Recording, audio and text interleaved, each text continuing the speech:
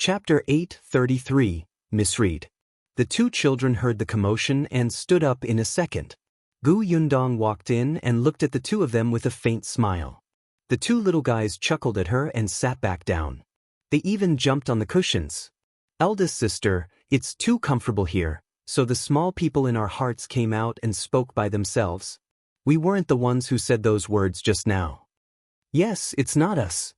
Yuanji nodded vigorously with a serious expression. The corners of Yundong's mouth twitched. Just continue to make up stories. Their imagination was quite wild. Even the small people in their hearts had come out. Would another little person appear later? Would the two little people fight in their minds? All right, I won't stop you in your own home. If you want to jump, then jump. However, you can't do this when you're outside. Yunshu immediately ran over. No, we're very obedient outside. Everyone says that I'm cute and wants to snatch me home to be their son. Yunji covered his mouth and laughed at the side. There were really people who saw that Yunshu was smart, good at studying, obedient, and good-looking. They said that they wanted to bring him home. In the end, Yunshu was so frightened that he thought it was true. He lectured that person for the entire afternoon, saying that it was wrong to abduct children. Other people's children would be ingrates if they were brought back. If he left his parents, sister, and sister, he would not be able to eat or sleep. Then he would die of depression and haggardness. Then he would not let them off even if he turned into a ghost. The corners of the person's eyes twitched and he had a splitting headache. He repeatedly promised and raised his hands to swear that he would not snatch him back before Yunshu was willing to let it go. From then on, he was given a nickname in school, the relentless boy after death. Yunshu did not say these things. He felt that this nickname was not good and would damage his image. Yundong knocked Yunshu's head and placed the tray on the table. She then asked, "Where's eldest aunt?" She just saw a vendor walking past below by the window. Eldest aunt went down. As soon as she finished speaking, Dafeng returned. Yundong asked curiously, "Aunt, what did you see?" "I'm fine. I saw wrongly." She had been looking down from upstairs and almost thought that the person carrying the burden was her fourth brother. However, when she walked down, she realized that it was not the case. Now that she had reunited with her eldest brother, the whereabouts of the others were clear. Only her fourth brother was still unknown. Yundong saw that she was unwilling to say more, so she did not ask further and handed her a cup of fruit tea. The fruit tea was sour and sweet. Eldest Aunt Gu took a sip and could not help but widen her eyes. "It's delicious." The other two children had already gulped down half a cup. "Eldest sister, can we make this at home in the future?" "Okay." Eldest Aunt Gu looked at the children and her depressed mood improved again. She finally had a chance to size up the attic. "This place is really comfortable. Yundong, how did you think of this?" "I just thought I liked it, so I got someone to make it. However, this place is still a little small and simple. The milk tea shop is really beautiful." She happened to go to the milk tea shop yesterday and did not tell Madame Dai and Yeshuang. She wanted to experience it as a guest and see if there was anything that needed to be improved. After checking it, it was quite good. At least in terms of eating and drinking, it tasted very good. When Yunshu heard her mention the milk tea shop, she quickly said, "Sister, can we go now? If you find any errors, ads pop up, ads redirect, broken links, non-standard content, etc., please let us know reports so we can fix it as soon as possible." Chapter 834, To the Milk Tea Shop. Yunshu said pitifully, "We only have a few days of vacation left. I've agreed with Yuanji that I have to go to Aunt Kes' house and let him see the courtyard I lived in back then. I also have to go to Tianhai Academy to experience the strong academic atmosphere. I also have to go to the bookstore and find a storybook. No, find scriptures to read." There were so many places he had to go.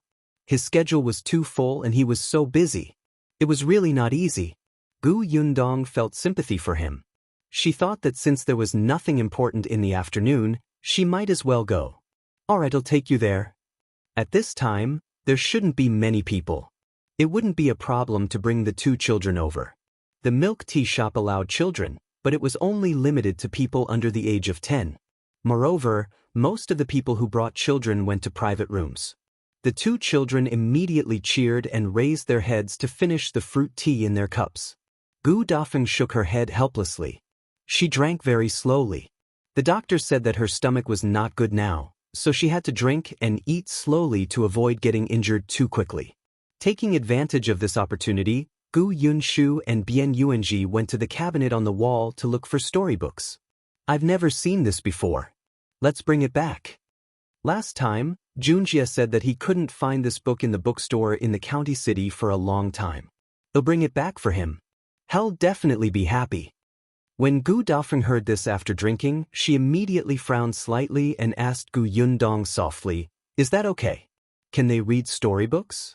Will it affect their studies? What if the teacher finds out and is disappointed in them and punishes them?" Gu Yundong comforted her. "It's all right. Mr. Qin doesn't object to students reading miscellaneous books. As long as they have a sense of propriety and it doesn't affect their studies, it doesn't matter if they read some storybooks. If it affects normal classes, he will confiscate the students' miscellaneous books and carry out, yes, special education." Gu Dafeng did not understand special education, but from what Gu Yundong said, it was allowed by the teacher. Moreover, the teacher was the top scholar, so there was definitely no problem. Gu Dafeng was relieved. The two children had also picked 3 books and put them away. They smiled at Gu Yundong. Gu Yundong crossed his arms and looked at them with a half-smile. "Did a small person crawl out of your heart just now and control your hands to get the storybook? Sister, you're really good at predicting." "Damn you, Glipton." The group went downstairs and informed Zhenggang. Then, they rode the carriage to the milk tea shop. Tong Shuitao did not go. She still had something on. The name of the milk tea shop was New Tea Pavilion. Nie Shuang and Madame Dai insisted on her naming it. Gu Yundong thought that she was bad at giving names and gave up on herself. She thought that if they were not satisfied, they could think of something else. Unexpectedly, the two of them agreed to it. It was simple and clear, allowing people to know what this shop was for at a glance. Wasn't milk tea new tea? No one had seen it before. Gu Yundong was speechless. Was it that rash? Yes, it was a very rash name, so much so that Gu Yundong did not often mention the name of the milk tea shop. Anyway, when she saw this name, she had no idea. The carriage stopped at the entrance of New Tea Pavilion not long after. Before the two children got out of the carriage, they had already lifted the curtains and saw the 2-story-tall shop in front of them. If you find any errors, ads pop up, ads redirect, broken links, non-standard content, etc., please let us know reports so we can fix it as soon as possible. Chapter 835, New Tea Pavilion. New Tea Pavilion? They got out of the car. Gu Yunshu and Bian Yuanji looked up at the name on the plaque, deep in thought. Gu Yundong coughed lightly and was about to say, "Hurry up and go in. There's nothing interesting about this name." Unexpectedly, Yunshu suddenly said, "Cook new tea from the river and by all the green mountains as a drawing screen." When I see these 2 words, I can feel that this tea shop gives people a leisurely feeling. Are you sure? It was rare for Gu Yundong to have a nod in her head. She looked at the plaque above her head with a gratified expression. Relief? Gu Yundong shivered and quickly said, "All right, don't stand at the door. Let's go in first." Only then did they walk in. New Tea Pavilion's business was really booming. Even if it was not time for afternoon tea, more than half of the people in the hall were already seated. Most of these people were dressed gorgeously and spoke very softly. Even when they smiled, they covered their mouths with a handkerchief. Therefore, when she entered, she had a quiet and elegant feeling. However, Gu Dafeng was so shocked that she did not dare to walk forward. So this was what the so-called milk tea shop was like. She thought that it was similar to Gus. However, when she came in, she realized that it was completely different. She stood here as if she had walked into another world. She looked especially out of place. Gu Yundong took a few steps and realized that her aunt was not following her. She quickly turned around and saw that she was at a loss. She was shocked and immediately took a few steps back to support her arm. Gu Dafeng grabbed her tightly. "Yundong, I don't think I should go in." Gu Yundong thought for a moment. It's fine. Well, go to the private room. It's not in the hall. Eldest aunt, don't be afraid. I'm here. Yunshu is also here. This is my shop. You're an esteemed guest here. Come, hold your head high. I'll bring you in. She did not know if it was because of what Gu Yundong had said, but with her and Yunshu around, eldest aunt Gu felt a surge of vigor. Yes, what was there to be afraid of? This shop belonged to Yundong. If she didn't even dare to enter her niece's shop, not only would she embarrass herself, but she would also embarrass Yunshu. Gu Yundong looked at her slightly raised face and smiled. She still wanted her eldest aunt to become the hearty eldest aunt of the past. How cute, right? Let's go. I can do it. Gu Dafeng also smiled. She was still very nervous, her palms were sweaty, and her back seemed to be sweating. She could even feel the guests in the hall looking over. But it didn't matter. She had Yundong by her side. She wasn't afraid. Gu Yundong held her arm and walked steadily to the counter with a smile on her face. Yunshu and Yunshu were already standing in front of the counter. When they saw the menu beside them, they couldn't help but lean over to take a look. There was a lady behind the counter. She smiled and asked them, "Did the two young masters come here on their own?" Yunshu looked up and met the eldest sister with a sweet smile. Her eyes were also bright. "No, I came with my sister and aunt." Then she pointed in Gu Yundong's direction. The girl was still smiling as she looked in that direction. The smile remained on her face, but her eyelids twitched violently. Gu Yundong lowered her head and whispered to eldest aunt Gu. She did not see her. If you find any errors, ads pop up, ads redirect, broken links, non-standard content, etc., please let us know reports so we can fix it as soon as possible. Chapter 836, Gu Yundong is bankrupt? When she reached the counter, she asked the two children, "Have you thought about what to eat and drink?" "I want to drink milk tea and eat those fries," Yunshu said quickly. "I want double skim milk." Yunshu had a special fondness for this. "And chicken nuggets." Gu Yundong looked at eldest aunt Gu again. The latter did not know how to read and did not know what delicious food there was. She was a little nervous. But with Gu Yundong by her side, she quickly calmed down. "Just order. I don't know what to drink." Gu Yundong thought for a moment and said to the girl, "Then give me another pot of osmanthus tea and a plate of osmanthus cake." She said to eldest aunt Gu, "Osmanthus tea is good for the stomach. During the season, the osmanthus flowers this year have been plucked and dried. The osmanthus flowers in new Tea Pavilion are all fresh." "All right, I'll try." Gu Yundong said to the girl, "That's all for now. Well, order whatever we want later. We want a private room, the type that children like." When it was renovated, there were many types of private rooms. Gu Yundong did not know which one was still empty, so she could only ask the waiter. The girl's hand under the counter gently tugged, then nodded with a smile. "All right, they'll get someone to bring the guests to the private room." The girl first noted down what they had ordered. Then she found another young round-faced girl and led them inside. Before Gu Yundong left, she asked, "By the way, where's Su Qing? I saw her yesterday when I came." Su Qing happened to be resting today, so she didn't come. Gu Yundong nodded and left. As soon as she left, she disappeared behind the door. The girl at the counter suddenly crumpled the paper in her hand into a ball and threw it on the ground. What kind of person is she? She's really shameless. She's so annoying. Another slightly older girl happened to walk behind the counter. When she saw this, she could not help but ask, "What happened? Who made you angry and threw the order away?" As he spoke, he squatted down and picked up the paper. He placed it on the table and smoothed it out. However, the ink on it had completely smudged the words. It was impossible to see what the customer had ordered. The girl could not help but frown. "Qiuyue, what does it say? What do you care what she wrote?" The lady frowned even more badly. "What's going on? This customer offended you and made you have such an attitude? This won't do. The boss has said that anyone who comes is a guest and has to be treated well." Sister Lon, you don't understand at all?" Qiuyue snorted. "What kind of guests are they? What's going on?"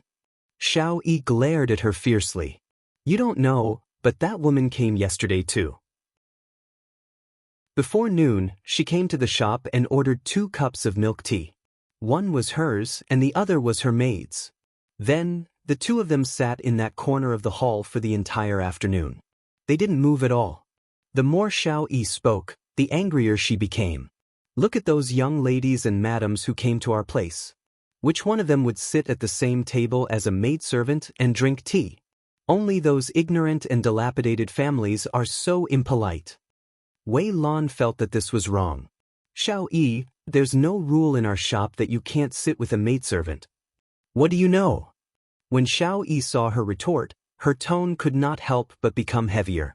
There's something even worse.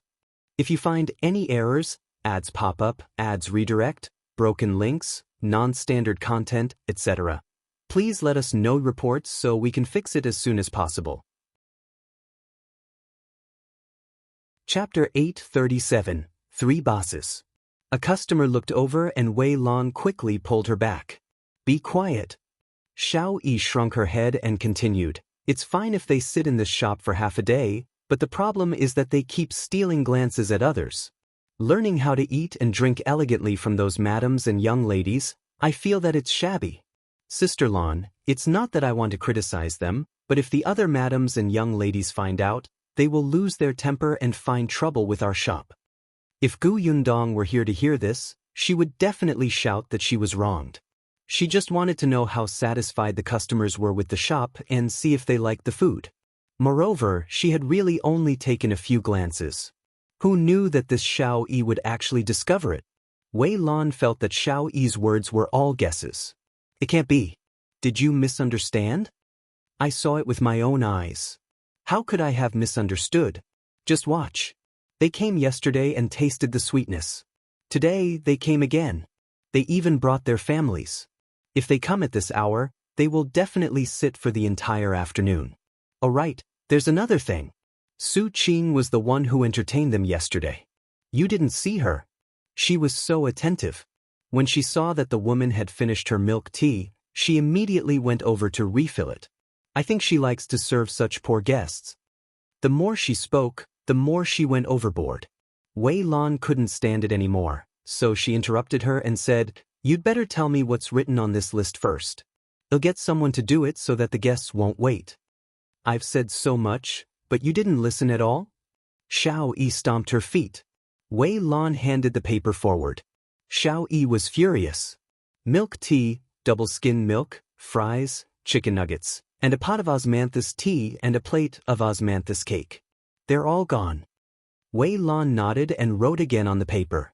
Seeing this, Qiuyue rolled her eyes. I told you for nothing. It's really boring. Her tone was really not good. Wei Lan pursed her lips, feeling a little dissatisfied. She was Nie Shuang's woman, and Qiuyue was Madame De's woman. In the beginning, everyone was the same and got along well with each other. After all, the 2 bosses had repeatedly instructed them to get along harmoniously and not to fight among themselves. Therefore, the girls in the shop were quite friendly. After all, they were all carefully selected. At least, they did their best to treat the customers. But as time passed, conflicts arose.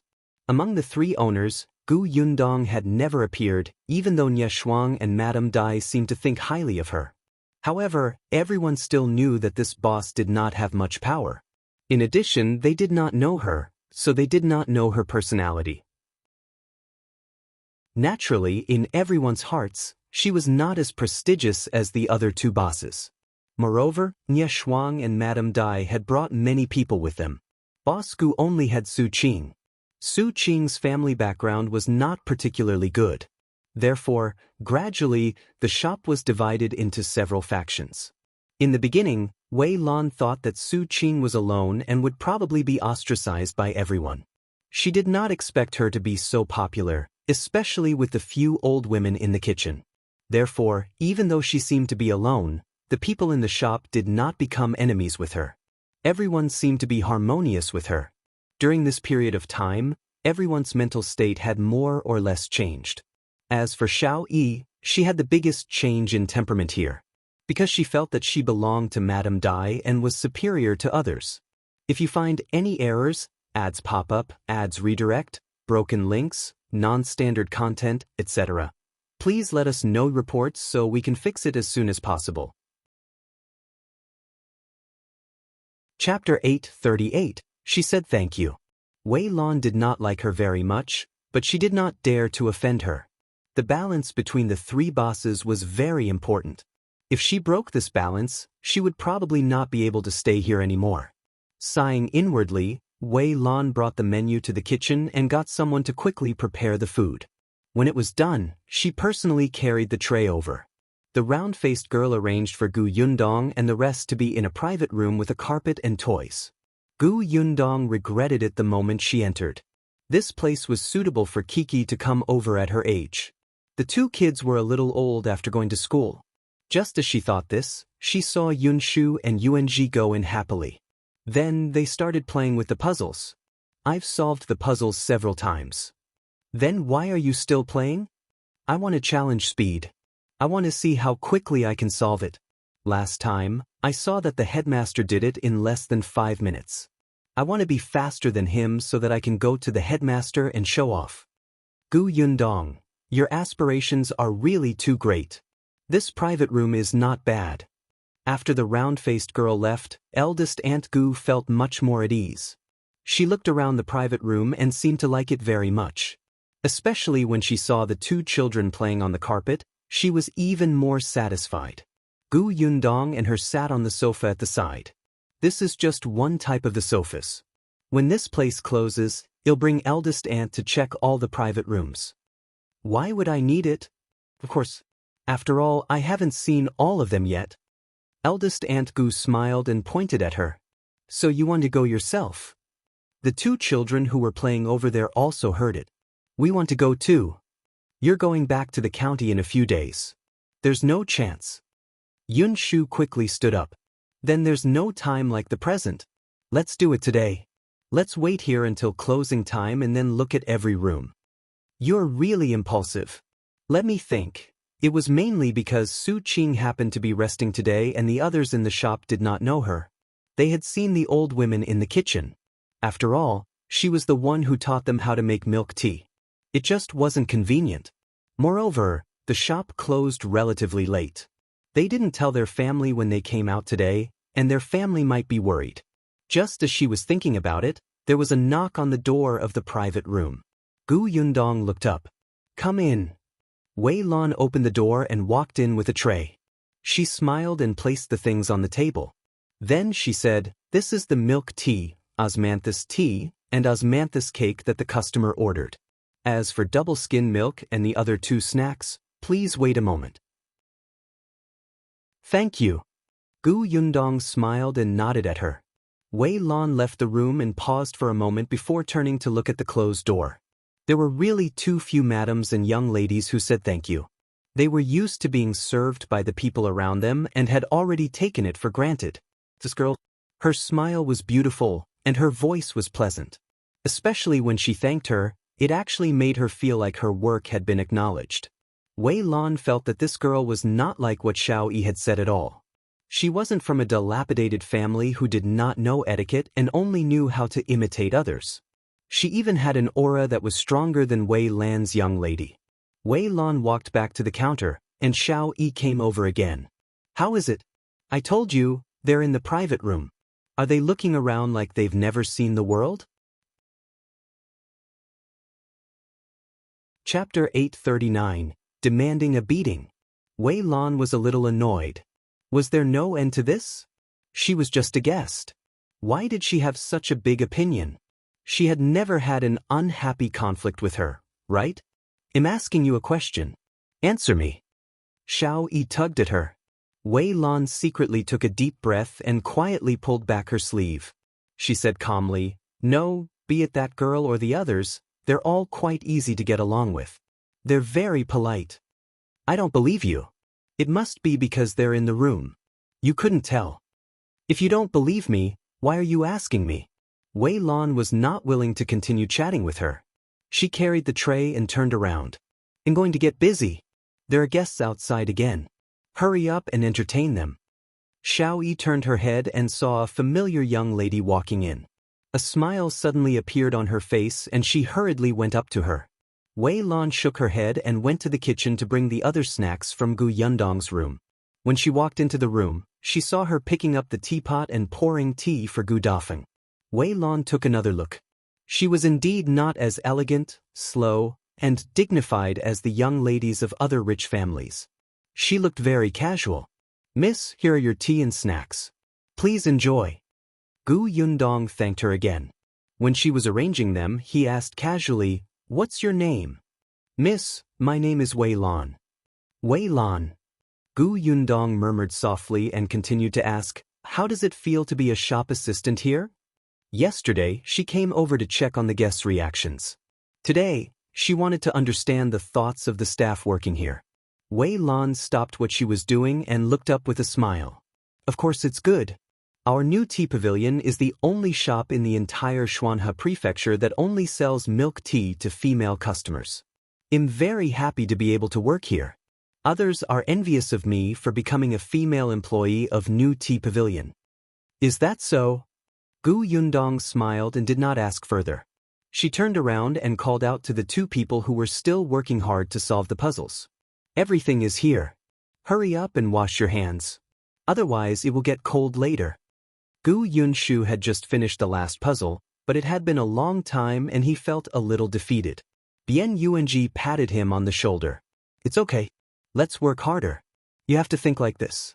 The teacher is so many years older than you. When you reach the age of the teacher, you will definitely be able to solve it faster than him." Gu Yunshu was instantly comforted. His eyes lit up as he said, "That's right. The teacher is already so old. His hands are much older than mine." Then he shook his chubby hand. He had been eating a little too much recently, and his hand was no longer flexible. The corners of Gu Yundong's mouth twitched. "In your eyes, are all people over the age of 10 old? This brat really deserved a beating. He was not cute." She urged him, "Aren't you going?" "I'll go now." The two of them hurriedly stood up. Wei Lan quickly said, "I'll bring the two young masters over." Most of the guests in this house were guests who brought their children over. They were afraid that the children would overturn the basins when they ran, so the basins were not placed inside. Wei Lan opened the door and led Gu Yunshu and Yuanji out. There was a washroom in the courtyard. Gu Yunshu walked on the steps and wanted to wash himself, but Wei Lan had already taken a wet handkerchief to wipe his hands. Gu Yunshu was still a little embarrassed, so he stood there obediently. When he was done wiping his hands, he said, "Sister, when will new Tea Pavilion close?" Chapter 840, Brainwashed by Gu Yunshu. Wei Lan was stunned for a moment. "Little master, why are you asking this?" She had already wiped Yunshu's hands. She got up and wrung the towel because she wiped Yuanji. "We want to take a look at the other rooms after closing when there are no customers." As soon as he finished speaking, Yuanji said, "Cousin said that she wanted to consider it, but she didn't agree." Gu Yunshu snorted. "I will definitely convince her. My sister likes me very much. She won't have the heart to reject me." "Haha, you're praising yourself. Yunshu, you're getting more and more shameless.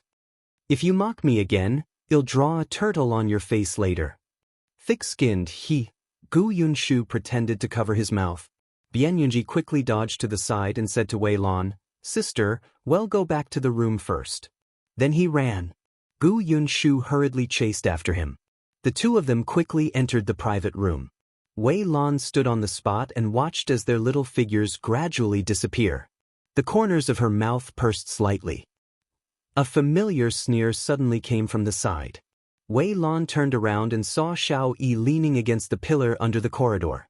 She had an expression that said, "Am I right?" She slowly walked in front of Wei Lan and pointed at the door of the room. "You didn't believe me when I told you, but did you hear him now? They're going to stay until closing time and then check all our private rooms." Wei Lan didn't say anything this time. Qiuyue became even more smug. "They treat this place as their own backyard. They can visit whenever they want." Who agreed? "Why don't they take a look at themselves?" Those esteemed guests wanted to visit, but our madam didn't agree. Just them? How prestigious. Wei Lan thought of Gu Yundong's expression of gratitude and felt that she was not the kind of guest who would make unreasonable requests. Hence, he still defended her. Just now, it was just the thoughts of the two young masters. You heard it too. That girl didn't agree. But she said she'd think about it. She didn't say no. Perhaps, it's to appease the little masters. Xiao Yi snorted. You're really stubborn. All right, let's see if they'll stay until closing time. Let me tell you first, I won't be polite to such rude guests who make excessive requests. Our shop is backed by the wife of the prefecture magistrate. There's no need to give anyone face in the entire Xuanhe prefecture. After saying that, she turned around and left. Xiao Wei Lan chased after her for a few steps before stopping. She turned her head and looked in the direction of the room. After a while, she returned to the hall. Meanwhile, in the room, Gu Yundong was brainwashing Gu Yunshu. Sister, don't you often say that we have to catch them off guard? Think about it. If you suddenly say that you want to inspect the shop and check all the rooms today, everyone won't have time to prepare. What you see will be the true appearance of the rooms, right? I heard a story from our teacher. He said that an emperor from the previous dynasty wanted to experience the suffering of the common people, but every time, he would mobilize a large number of people and tell everyone in advance. Then, everyone would know where the emperor went, so everything was prepared in advance. When the emperor left the palace, he would see the common people singing and dancing. The common people would eat their fill and wear warm clothes with a satisfied smile on their faces. Guess what happened in the end? Gu Yunshu deliberately kept her in suspense. If you find any errors, ads pop up, ads redirect, broken links, non-standard content, etc., please let us know reports so we can fix it as soon as possible. Chapter 841. Ask Eldest Aunt. Gu Yundong resisted the urge to roll her eyes. Of course, she knew that this kind of story was too common. However, when she saw that her eldest aunt was listening with interest, she did not interrupt and even asked, "What happened in the end?" Gu Yunshu picked up a fry with his chopsticks and ate it. He took a sip of milk tea and lowered his voice mysteriously. After that, the previous dynasty was destroyed. This causal relationship had changed too quickly. Eldest Aunt Gu didn't understand. She looked shocked and asked, "Why?" Sigh, because what the emperor saw when he went to the common people was what others let him see. He didn't know what the common people's true lives were like. He felt that everyone was living well. There were no corrupt officials in the royal court, and the common people were well fed. Then, as the emperor, he didn't need to do much. He no longer worked hard to rule, no longer cared about the officials who were rich. He even increased the taxes and taxes. He wanted people to build a summer residence for him, wasting the people's money and forcing the common people to have no way out. Eldest Aunt Gu was enlightened. She nodded and said, "I think your teacher's story is quite good. We commoners have a hard time." "Isn't that so?" Gu Yunshu immediately nodded fiercely. Then he was stunned. No, that was not what he wanted to say. He looked at Gu Yundong and realized that there was no other change in her expression. He quickly changed the topic. "Eldest sister, we have to see the bigger picture from the small. No, the smaller picture from the big. Although new Tea Pavilion is small compared to the previous dynasty, the logic is the same, right? You suddenly did this when no one was on guard." Gu Yundong saw that his mouth was about to dry up and handed him a milk teacup. "Alright, I understand. They'll get Lu Sheng to go back and tell father that we won't be coming back for dinner tonight." Gu Yunshu's eyes lit up. "Eldest sister, you're the best." Gu Yundong tapped his head and said to Eldest Aunt Gu, "I'm going out for a while." It was not suitable for men to enter new Tea Pavilion, so Gu Yundong asked Lu Sheng, who had driven over, to rest at the tea stall beside him. The business of this tea stall was very good now. There were especially many coachmen like Lu Sheng who sent Miss and Madam to new Tea Pavilion. Gu Yundong returned after instructing Lu Sheng. However, when she passed by the counter, she felt an unfriendly gaze. She turned her head to look, and the other party immediately put on a smile. Gu Yundong raised her eyebrows. This seemed to be the person who had ordered for them previously. She lowered her eyes and suddenly smiled. Yunshu, that brat, had a point. Qiuyue maintained her smile. After Gu Yundong left, she snorted. She would wait for 2 hours to see if the stranger would leave. If the stranger did not leave, she would have to ask her to leave. Gu Yundong returned to the room and saw Gu Yunshu showing off to Bianyuanyi. I told you that my elder sister dotes on me the most. Look, I just told her a story and she agreed. It made the other stories I prepared useless. Gu Yundong could not help but knock him on the head. On the other hand, eldest Aunt Gu could not help but ask, "You've been here all afternoon. Will it delay your work?" She knew that Gu Yundong was very busy now. There were many things to do in the shop and workshop. I won't delay. I can take this opportunity to rest.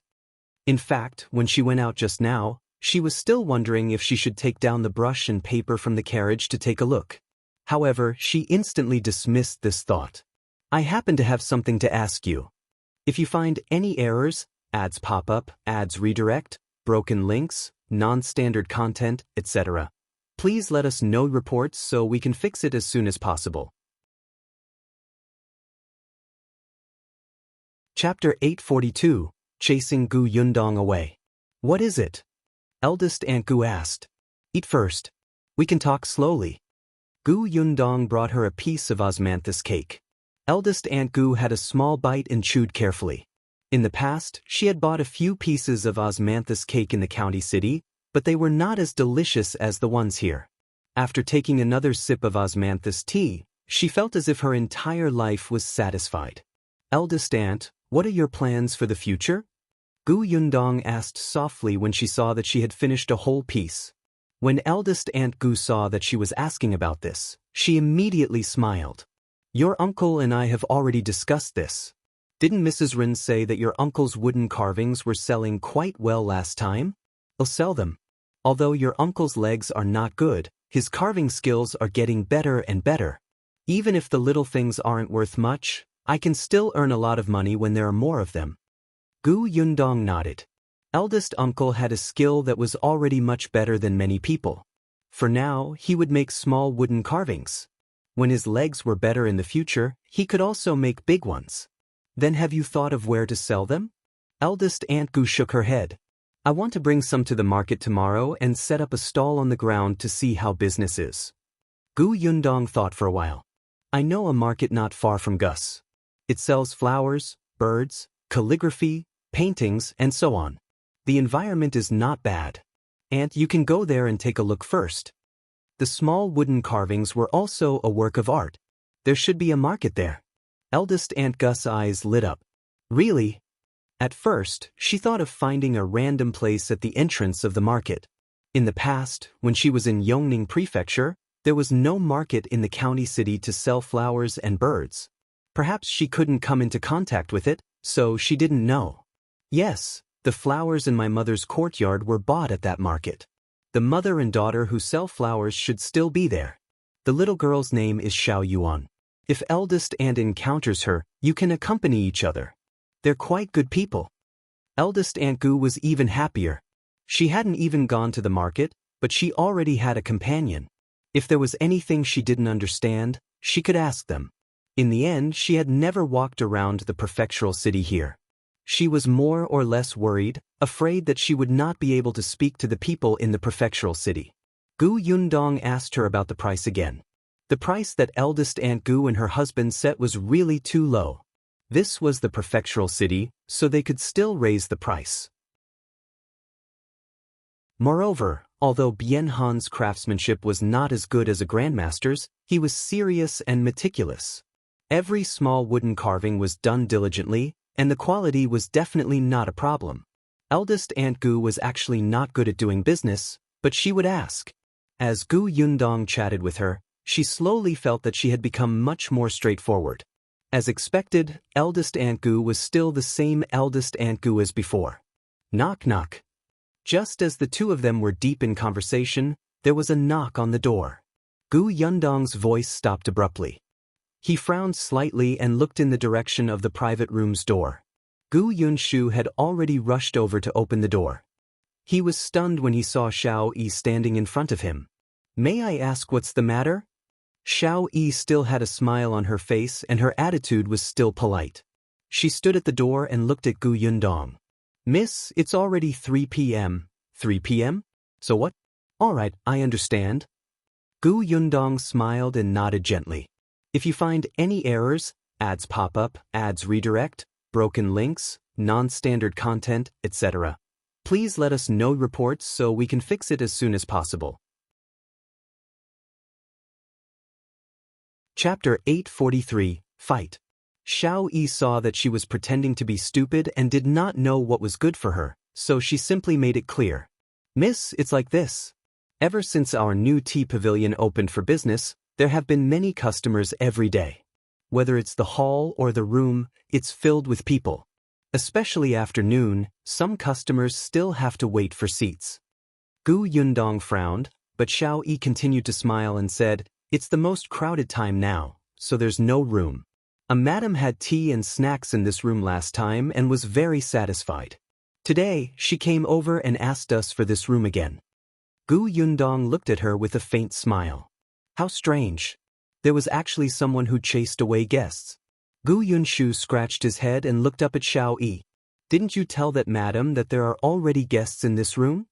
Xiao Yi lowered her head to look at him, then continued to look at Gu Yundong and said, Miss, look, you've been here for nearly 4 hours. Gu Yunshu was enlightened and could not help but widen his eyes. So you want to chase us away? He quickly turned around and walked to Gu Yundong's side. Eldest sister, she is a bad person. Xiao Yi was so angry that she almost fell backward. This stinky child. Gu Yundong saw that she could not maintain the smile on her face and finally said, but we haven't finished eating. She had been talking to eldest Aunt Gu just now and only eaten 2 pieces of osmanthus cake on the table. Gu Yunshu had finished his fries, but Yuanzi's chicken nuggets were still there. He wanted to eat them later. Xiao Yi also saw the table in front of them and felt even more contempt in her heart. She did not expect them to eat so slowly just to stay here until closing time. She had really learned something. You can take the food back. As soon as she said this, Wei Lan ran over while panting. She pulled Xiao Yi out. Do you know what you're doing? Is this how you treat guests? Then, she bowed apologetically to Gu Yundong. Miss, I'm sorry. There were too many things to do. She was too busy. I'm really sorry. Wei Lan did not expect that Xiao Yi would really come here to chase away guests when she only went to the toilet. From the first day they came here as workers, Madame Dai and Miss Nya had emphasized that they were not allowed to be rude to guests or chase them away. They tried their best to satisfy the customers' needs. If they made rude requests, they had to reject them tactfully. Only those who were really unreasonable would be chased out and not be allowed to step into new Tea Pavilion from now on. However, this girl had never done anything out of line. She had brought 2 young children with her, but they did not cause a commotion to affect the other guests. It would be unreasonable for Xiao Yi to chase them away like this. She lowered her voice and warned her, don't go overboard. It won't do you any good to offend the guests. What's there to be afraid of? We have Madame Dai. At this moment, Gu Yundong had already stood up and was walking towards the door when she heard this. Therefore, this person was with Madame Dai. As expected, the conflict still emerged. Xiao Yi refused to leave. Wei Lan tried to pull her a few times but to no avail. At this moment, a scream suddenly came from the hall in front. Following that, the round-faced girl from before ran over and called Wei Lan and Xiao Yi. Sister Lan, Sister Xiao Yi, bad news. Someone is fighting in front. What? Wei Lan and Xiao Yi were shocked. If you find any errors, ads pop up, ads redirect, broken links, non-standard content, etc., please let us know reports so we can fix it as soon as possible. Chapter 844, Inquiry. Wei Lan immediately ran to the front hall. Xiao Yi paused for a moment and turned to look at Gu Yundong. She quickly followed the round-faced girl. Gu Yundong stood where she was and was silent for a moment. Then she said to eldest Aunt Gu, who was standing behind him, Aunt, rest here first. I'll go over and take a look. I'll go with you. No, I'll be right back. With that, Gu Yundong strode towards the main hall. Just as she turned around the large screen in the hall, she heard a commotion. There were many people in the hall. Some of them had already stood up and retreated to the side to watch the commotion. Yundong glanced at them. These people were very interesting. They were still holding cups and snacks in their hands, as if they were afraid that they would lose the food. The troublemakers should be two rich wives. They were very young and looked to be less than 20 years old. At this moment, neither of them allowed the other to look at each other. It was an exaggeration to say that they were fighting. They should have quarreled. There was a broken cup on the ground. Wei Lan and Xiao Yi were persuading the two of them, but they didn't listen at all. Yundong took a few steps forward and walked to the anxious round-faced girl. She asked in a low voice, "What's going on? Which families are these two madams from?" The round-faced girl was stunned for a moment. When she turned around and saw that it was her, she only smiled slightly but did not answer. This was a private matter of a guest. How could she gossip in front of other guests, especially at such a time? But just because she didn't gossip didn't mean that others wouldn't do it. A girl standing on Yundong's right immediately told her excitedly, "You don't know, do you? Let me tell you, the one on the left is Mrs. Yu from the east of the city. Her family runs a cloth shop. The one on the right is also from the east of the city. Her surname is Tian, and her family is in the wine business." Yundong turned her head slightly and saw the girl's excited face. She held a cup of milk tea in her left hand and a loaf of bread in her right. Her eyes were shining as she stared at the two quarreling people, as if she was looking forward to them fighting. The round-faced girl also glanced at her. Perhaps because of her status, she did not say anything. On the other hand, the girl happily shared the gossip with Yundong. It said that Mrs. Yu and Mrs. Tian had a good relationship when they were young, but later on, they became worse and worse. They hated each other. If any family invited them to a birthday banquet, as long as one of them went, the other would definitely say that they were sick and would not go. Unless they had to, they would not see each other no matter what. You know them quite well. Yundong could not help but want to laugh. The girl was still a little proud. That's right. I don't have any good points, but I know a lot of things in this prefecture. Yundong was speechless. This girl was an informant. "Miss, what's your name?" "My last name is Bao." "You're really inquisitive. You didn't let this surname down at all." Yundong was speechless. Miss Bao continued, "Only this new tea pavilion has delicious food and comfortable places. This milk tea is even more novel. It made these two madams who don't like each other come over every day. They were fine before, but I didn't expect them to fight today." As Miss Bao spoke, she shook her head. Is it because Madame Dai and Yeshuang are not around that they've become bolder? When Yundong heard her mention Yeshuang's name, she could not help but glance at her. If you find any errors, ads pop up, ads redirect, broken links, non-standard content, etc., please let us know reports so we can fix it as soon as possible. Chapter 845. My Surname is Gu. So, why did they quarrel? Miss Bao pointed at Mrs. Yu and said, "Although these two people don't mind appearing in New Tea Pavilion at the same time, Mrs. Yu used to sit on the second floor. Today, she sat on the first floor. Moreover, she sat in the seat that Mrs. Tian usually sits in." Yundong's mouth twitched. So they were arguing? Miss Bao seemed to have seen through her thoughts, so she nodded. Although it's a small matter, haven't they been resentful for a long time? Wouldn't they start arguing with a reason? She even dropped the cup. These two families were both merchants, and they were just ordinary merchants. They did not pay much attention to the rules, and they were both married. Therefore, they could quarrel in such a place. If they were like the Nye family, they wouldn't dare to quarrel with others in public. Even if they got married, they would be criticized. Miss Bao took another sip of milk tea and enjoyed being a bystander. In the end, she suddenly remembered and turned to ask Yundong, "By the way, I still don't know your name. I've never seen you before." Yundong laughed. "Didn't you say that you know everything about Xuanhe Prefecture?" That was not cute. Wouldn't she have to inquire about it before she knew everything?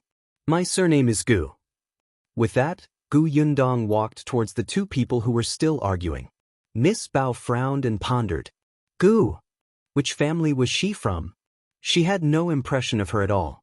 Just as she was about to ask more carefully, she looked up and saw that Gu Yundong had actually gone between the two of them. She was so shocked that she almost lost grip of her milk teacup. What was she doing in their midst? Couldn't she just watch from the side? She was not the only one. Qiuyue, who was standing in front, was also stunned when she saw her coming over. However, she quickly reached out to hold her back. What are you doing here? It's already messy enough here. Gu Yundong pulled her arm back. Qiuyue staggered and almost lost her balance. On the other side, Wei Lan did not notice that she was raising her voice and saying to the two of them, Mrs. Yu, Mrs. Tian, calm down first. Let's talk slowly. I can't talk slowly. She was the one who threw the cup at me. She clearly wanted to murder me. You're really shameless. Who wants to harm you? You were the one who came to find trouble with me first. You took my place first. Your place? What a joke. Do you own this new Tea Pavilion? Did you buy this seat? It was originally reserved for whoever arrived first. You're amazing. You even want others to specially save it for you. You usually sit on the second floor, but today, you chose to sit on the first floor and even occupied this seat. You're clearly provoking me on purpose.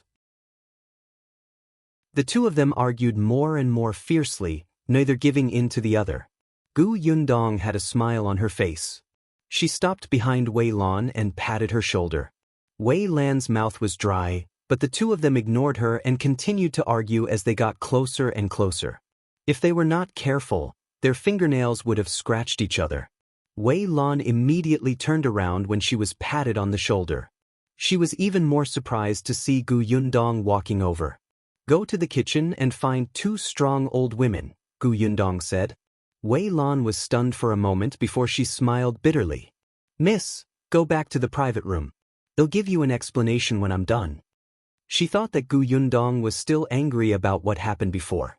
If you find any errors, ads pop up, ads redirect, broken links, non-standard content, etc., please let us know reports so we can fix it as soon as possible. Chapter 846. She's Boss Gu? However, Gu Yundong said, Wei Lan, my name is Gu Yundong. I think Madame Dai and Ye Shuang have mentioned my name before. Wei Lan's eyes widened. Gu Yundong? Wasn't that the name of the third boss of their new Tea Pavilion? She was actually the Gu family's boss? Wei Lan was suspicious for a moment, but on second thought, there were very few people who knew that one of the new Ming Pavilion's bosses was Gu. There was no need for this person to lie to her now.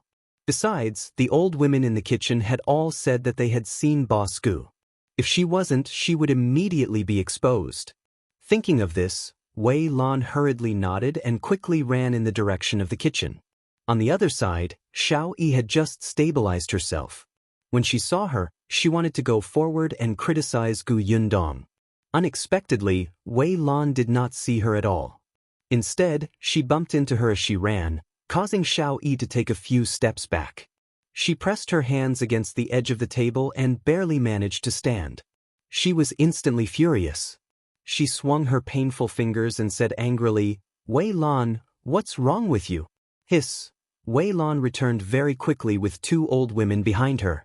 2 old women squeezed into the crowd. When they saw Gu Yundong, their eyes lit up. Boss Gu. When Wei Lan heard this, she finally believed it completely. Her eyes were filled with excitement as she hurriedly greeted respectfully, Boss Gu. She really did not expect that the rumored mysterious Boss Gu would actually appear in front of her. She even thanked her. For some reason, Wei Lan's face was a little hot. Thinking about what she had done today, she didn't seem to have done anything rude, right? As for Xiao, forget it, let's not think about it anymore. These were not things she should worry about. Boss Gu definitely knew. The most important thing now was to quiet down the 2 arguing madams. The new Tea Pavilion had already become a place to watch the commotion. Afraid that Gu Yundong did not know their identities, Wei Lan quickly went forward and planned to explain to her in advance. But Gu Yundong had already reached out and instructed the 2 old women to pull Mrs. Yu and Mrs. Tian away. Since the boss had given the order, The two old women naturally had nothing to hesitate about. They immediately hugged the two quarreling customers, who were about to attack, and dragged them back. Mrs. Yu and Mrs. Tian were stunned. They did not expect someone to dare to attack them. They turned around and realized that it was an unfamiliar old woman. They immediately stopped arguing and struggled slightly. "What are you doing? Or you? Let go of me. Let go." Only then did Gu Yundong step forward. Her voice suddenly rose as he called out to the left, "Mrs. Yu." Mrs. Yu was shocked and subconsciously stopped talking to look at her. Gu Yundong raised her voice to the right. "Mrs. Tian." Mrs. Tian also looked at her. The two of them were finally not as noisy as before. The entire hall fell silent because of Gu Yundong's voice. Xiao Yi's fingers no longer hurt. When she looked up, she realized that Gu Yundong was in control of the situation in front of her. She was instantly dissatisfied. She was standing far away just now and the two madams were arguing fiercely, so she did not hear the two old women call Gu Yundong boss. At this moment, they saw that this strange person was actually bossing around in her shop. She was too shameless. The two old women from the kitchen were even listening to her. Had they forgotten who was the master? Xiao Yi wanted to step forward, but Gu Yundong was already smiling at the two madams. "Mrs. Yu, Mrs. Tian, are you dissatisfied with our new tea pavilion? If you find any errors, ads pop up, ads redirect, broken links, non-standard content, etc., please let us know reports so we can fix it as soon as possible." Chapter 847. She wants to subdue people with virtue. As soon as he said this, the two of them, who had wanted to speak, immediately choked. Gu Yundong was still smiling. In fact, she really wanted to get someone to take them out. How much business had their troubles delayed the shop? It would be easy to take them out. But she couldn't. She ran a shop. There were so many people watching here. How could she use violence? If she gave people the impression that her shop was fierce and would chase customers out when things didn't go their way, others wouldn't dare to come. Therefore, she wanted to convince people with virtue. She asked again, "Do you have any dissatisfaction with our new tea pavilion?" Mrs. Yu and Mrs. Tian suddenly came back to their senses and hurriedly shook their heads. "No, we are not dissatisfied with the new tea pavilion. We are just dissatisfied with her." Who would dare to be dissatisfied with the new tea pavilion? However, they were indeed arguing and fighting in new tea pavilion. The two of them suddenly reacted and instantly broke out in cold sweat. Gu Yundong continued to smile. Oh, they had a tacit understanding. Even their words were the same. "Since you don't have any dissatisfaction, why don't you calm down and talk about it slowly? Arguing hurts the mind. If you get angry too much, it's easy to get old. You two ladies are both young, beautiful, and outstanding. It's not worth getting angry over such a small matter, right? Just treat it as giving face to new tea pavilion. Sit down and talk slowly, okay?" Gu Yundong gave them a way out and the two of them left. Now that they had woken up, they finally understood where they were. This was Madame Dea's place. A family like theirs did not dare to cause trouble. Therefore, although she still looked angry, she did not argue anymore. Seeing this, Gu Yundong turned to Wei Lan and said, "Bring the two madams to the room and serve 2 cups of osmanthus tea to calm down." It was naturally not appropriate to solve the problem in front of everyone. "Yes." Wei Lan secretly heaved a sigh of relief and quickly led the two of them to the side room. The two old women also let go. Only then did Gu Yundong say to the remaining people, "We've disturbed everyone today. Please forgive me. In order to apologize to everyone, I got someone to prepare some trinkets and let everyone bring them back later. Don't stop coming again because of such a small matter." She spoke eloquently and promised to give him something. Although it might not be worth much, this attitude made people feel very comfortable. Not to mention that they didn't dare to really blame New Tea Pavilion, but they had come over to drink tea and rest when they were disturbed. Their good mood was gone, so they naturally had a grudge. What's more, there was no lack of madams with husbands or sons in high positions present. They did not have to give Madame Dai face. They only pursued this quiet and comfortable environment. Gu Yundong's words really made the madams who were about to leave stop. To be honest, the refreshments here were really delicious and novel. They didn't know what the trinkets were, but they were actually looking forward to it. Gu Yundong asked the round-faced girl to clean up the place first before she excused herself and left. As soon as she left, the people in the hall suddenly reacted. This girl? Who is she? Was she a new employee in this shop? But her clothes didn't look like it. On the other hand, Qiuyue was stunned for a moment before she hurriedly caught up with Gu Yundong. Stop right there. Who are you? Who asked you to be in charge of our shop? You even gave us trinkets.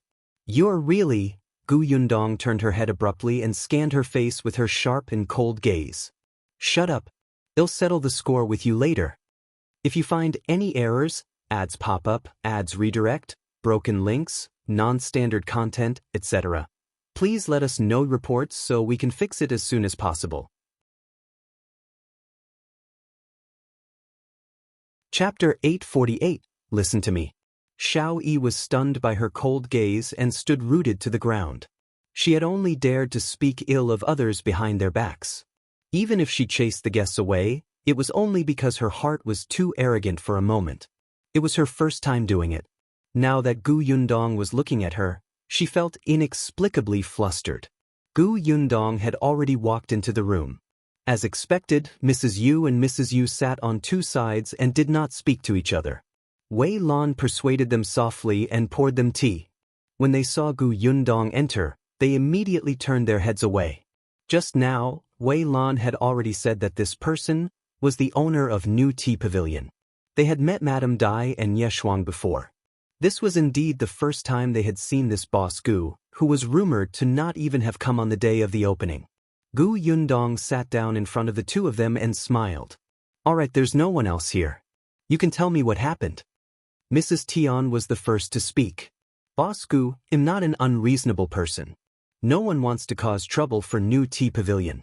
It's just that Mrs. Yu is too much. Not only did she occupy my position, but she also mocked me. Her words are too unpleasant. Mrs. Yu sneered. What an interesting thing to say. That seat isn't yours. If you hadn't come to find trouble with me first, I wouldn't have bothered with you. But you're usually on the second floor. You're clearly...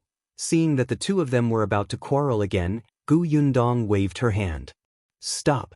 Since both of you think that you have a point, why don't you listen to me? The two of them closed their mouths. Gu Yundong smiled and said, Mrs. Tian, every seat in New Tea Pavilion is prepared for all the guests. There is indeed no specific seat for anyone. Of course, I can understand that you come often and are already used to that seat. But Mrs. Tian, have you ever thought that you can change to another place and see other scenery? The second floor is not bad, and the rooms at the back are not bad either. You might not know this, but not to mention the second floor, even those rooms have their own scenery. If we change to a different one every day, when others ask about New Tea Pavilion later, Mrs. Tian will have something to say. Perhaps others will envy you, right? Mrs. Tian was a little unhappy when she heard her say that she was in the wrong. The last sentence stunned her for a moment. A thought flashed through her mind. That's right, not many people came to New Tea Pavilion. She could come every day because her husband held power and her dowry was generous. The other sisters-in-law and concubines in the family, and even her mother-in-law, had only come twice. In the future, when the family asked, her mother-in-law would tell them how spacious and novel the hall was, how sweet and delicious the milk tea was, and how delicious and fresh the snacks were.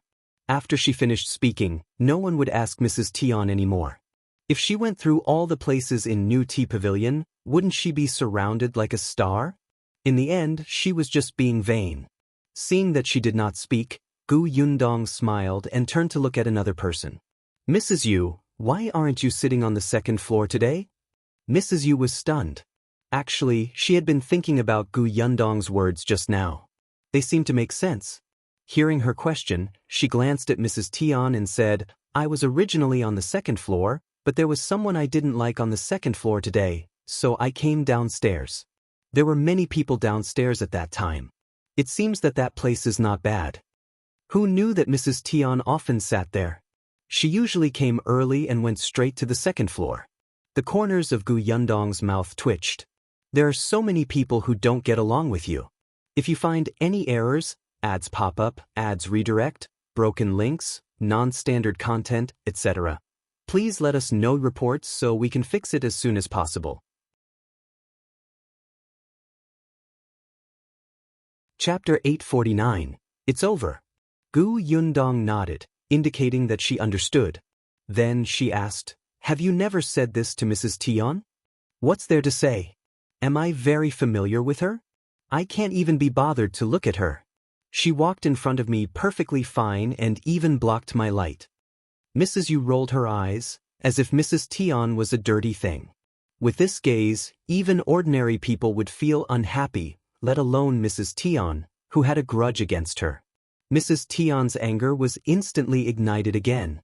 "You can't be bothered to look at me? Then I walked in front of you and you mocked me? If your words weren't so unpleasant, would I have quarreled with you? You were clearly the one who provoked me first." Seeing that they were about to argue again, Gu Yundong said, "Look, this is actually a very small matter. Mrs. Yu, don't say too much. If Mrs. Tian takes 2 steps, such a thing won't happen at all. What's the big deal? If I don't have a seat, they'll change it. If the 2 of them don't get along, they want talk at most, right? I know you were impulsive, but if you quarrel in front of so many madams and young ladies, I'm afraid the entire Xuanhe prefecture will be in an uproar in less than half a day. It's not worth it to implicate your reputation and your family's reputation because of such a small matter." The 2 of them stopped talking.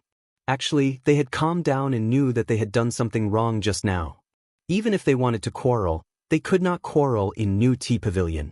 Although their family was only an ordinary rich family, it was really embarrassing for them to scold each other in public like a shrew in the market. They would probably not be able to answer to their husband and mother-in-law when they returned. The 2 of them thought it through and felt that what Gu Yundong said made sense. Seeing that the 2 of them had calmed down, Gu Yundong smiled and said, "Can we just let this matter go? It's not easy for our New Tea Pavilion that has just opened for business. Take it as giving New Tea Pavilion face. They'll get someone to offer you some trinkets later." She gave them a way out, and Mrs. Yu and Mrs. Tian immediately followed suit. They smiled and said, "Thank you, Boss Gu." Then, the 2 of them chatted awkwardly in a gentle tone and let this matter pass. Gu Yundong smiled. "Isn't that good? Damn it, it was not easy to be a female director of mediation. She was so tired that she was sweating. She might as well carry them out." Gu Yundong felt that she had to hire someone who was capable in this area. "Have some tea." The 2 of them drank a cup of tea. After a moment of silence, they finally stood up and walked out of the room. Gu Yundong was the first to come out. Many people in the hall were waiting absent-mindedly. They craned their necks to look at the backyard. Especially that Miss Bao. She was standing behind the big screen, waiting to see the situation immediately. Qiuyue wanted to go to the private room to take a look a few times, but she suppressed it in the end. The hall was still a little chaotic now. She still had to bring people to clean up and appease the guests. She could only suppress the dissatisfaction in her heart first. With Wei Lan in the private room, if anything really happened, it would be Wei Lan's responsibility. Thinking of this, Qiuyue was not in a hurry.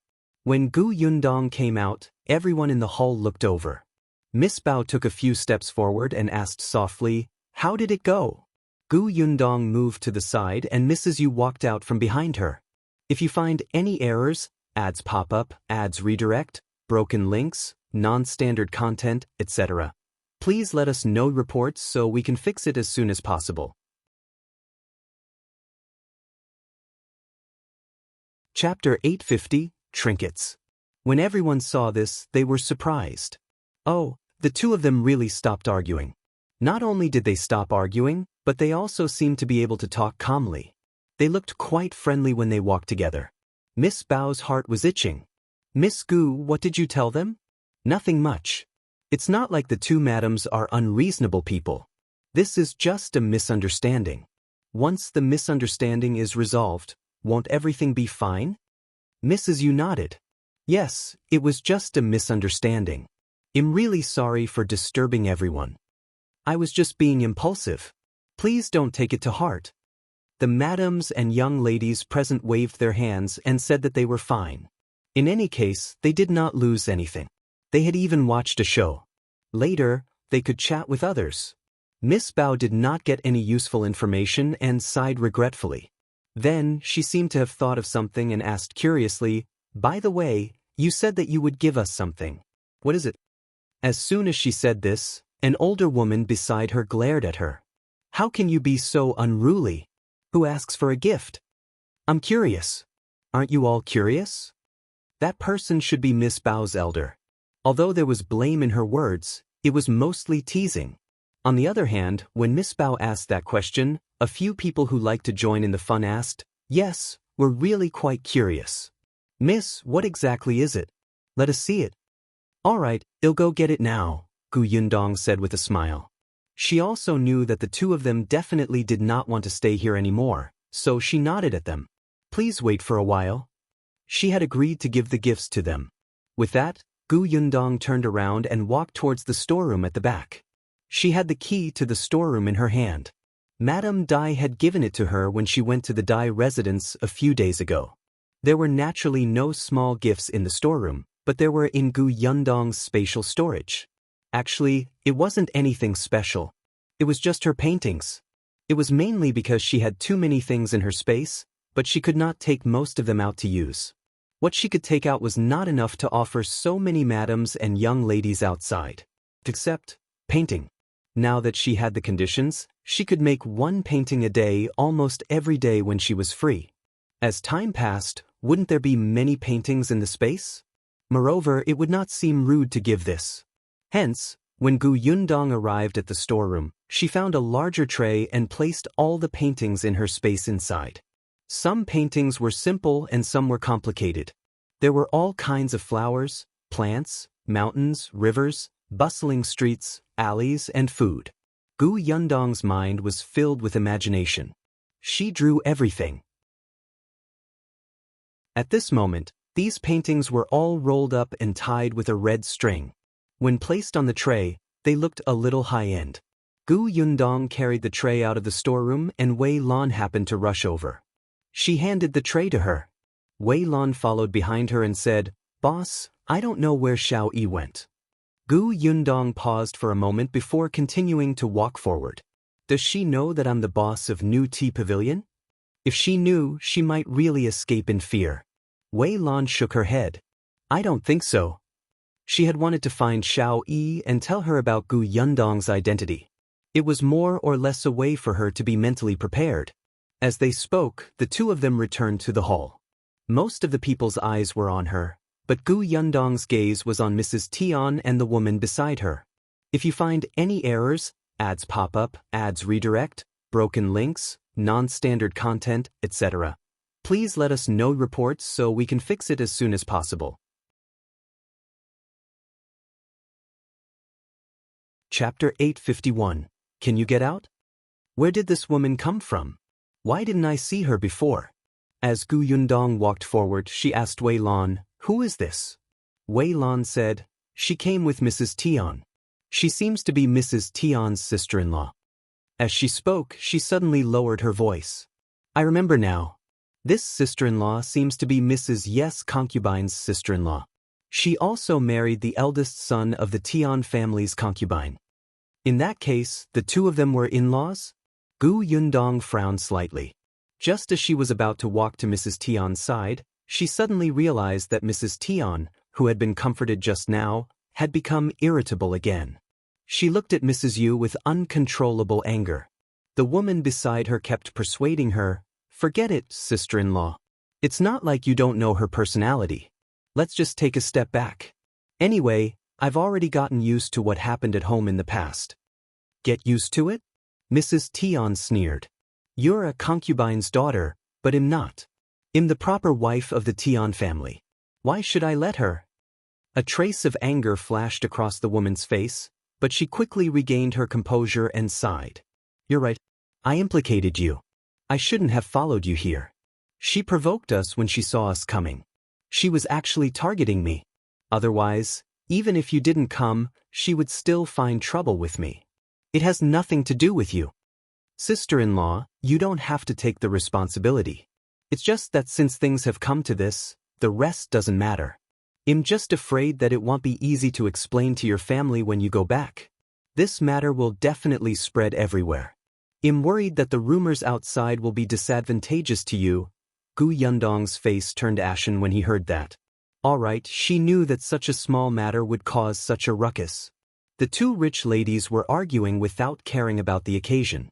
It seemed like there was a troublemaker here. It wasn't easy for her to persuade them. She just went to the warehouse to get something. Was the fire starting to rise again? With her bad temper, it seemed like it would not work to convince people with virtue. Gu Yundong stepped forward and patted the woman's shoulder. The latter turned around and looked at her in surprise. Gu Yundong was still smiling, but her words shocked everyone present. Can you get the hell out of here? The woman's expression changed drastically. She suddenly stood up. You, what do you mean? What do you mean? I don't care if you want to sow discord between Mrs. Tian and Mrs. Yu, but please leave this door before you speak. Mrs. Tian looked at her in surprise. The woman met her gaze and quickly denied it.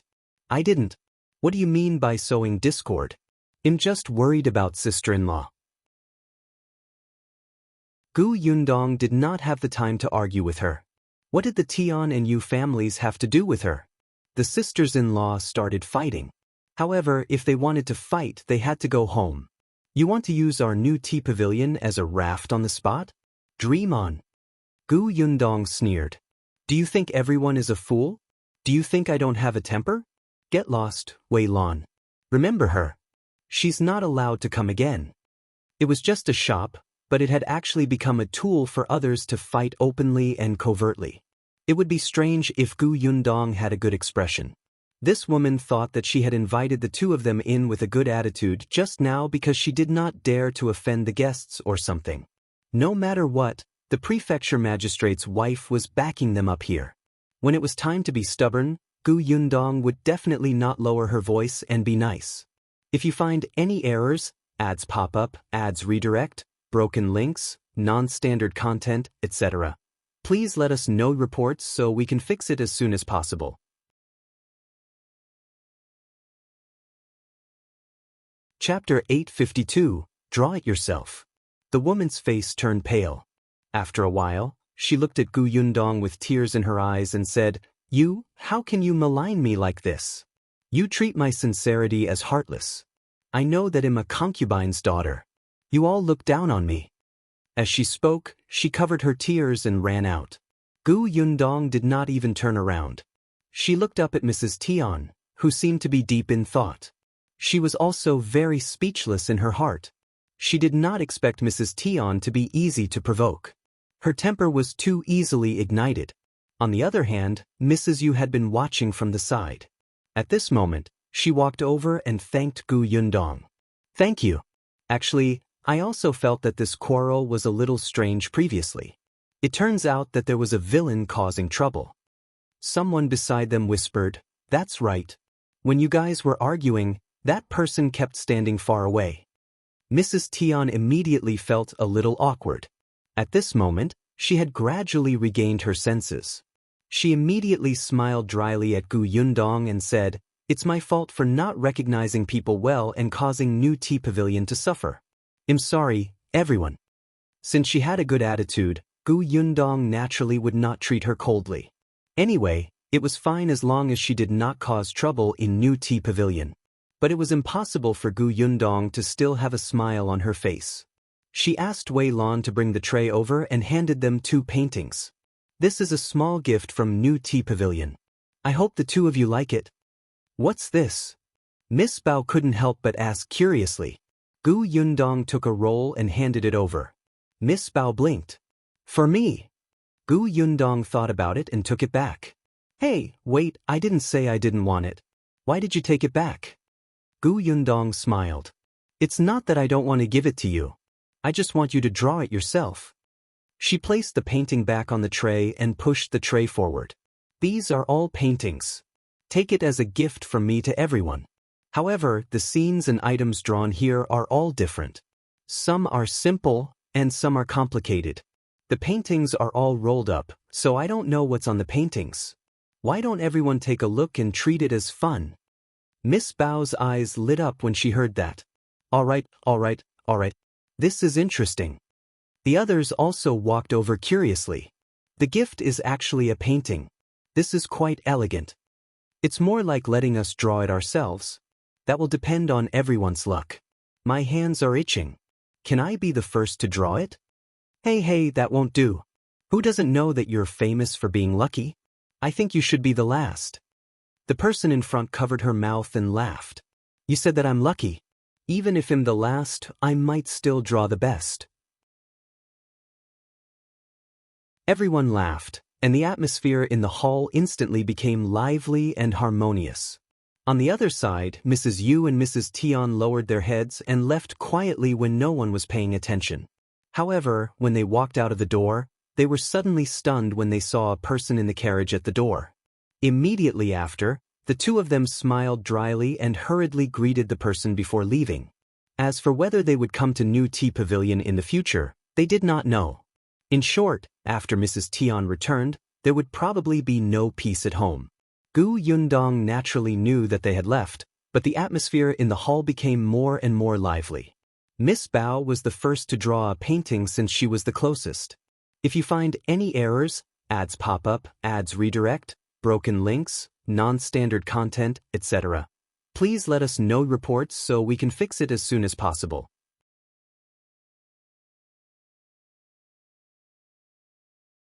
Chapter 853, No Heart to Resist. Someone couldn't help but move closer to her. Quick, take a look at what's on it. Miss Bao was inexplicably nervous, especially since everyone's attention was on her. It made her feel as if she was holding a fragile item worth 10,000 gold coins. After a long while, she held her breath and carefully pulled off the red string tied to the painting, spreading it out bit by bit. Halfway through, she suddenly rolled it up again. It made the hearts of the others standing beside her skip a beat. Yundong could not help but rub her forehead. It's just a painting. Do you have to do this?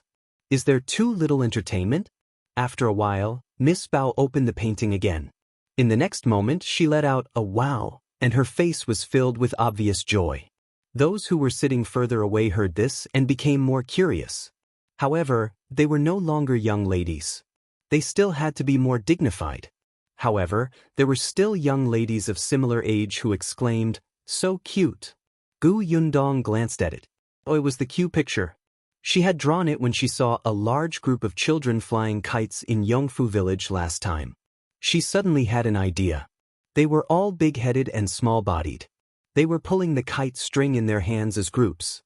There were also some who sat at the side and watched. Some were eating with food in their hands, some were teary-eyed and wanted to play but didn't dare to. Some were playing pranks. There were also two children fighting with two stalks of grass sticking out from their heads. Their postures were all different and vivid. However, without exception, they all had big eyes and small mouths.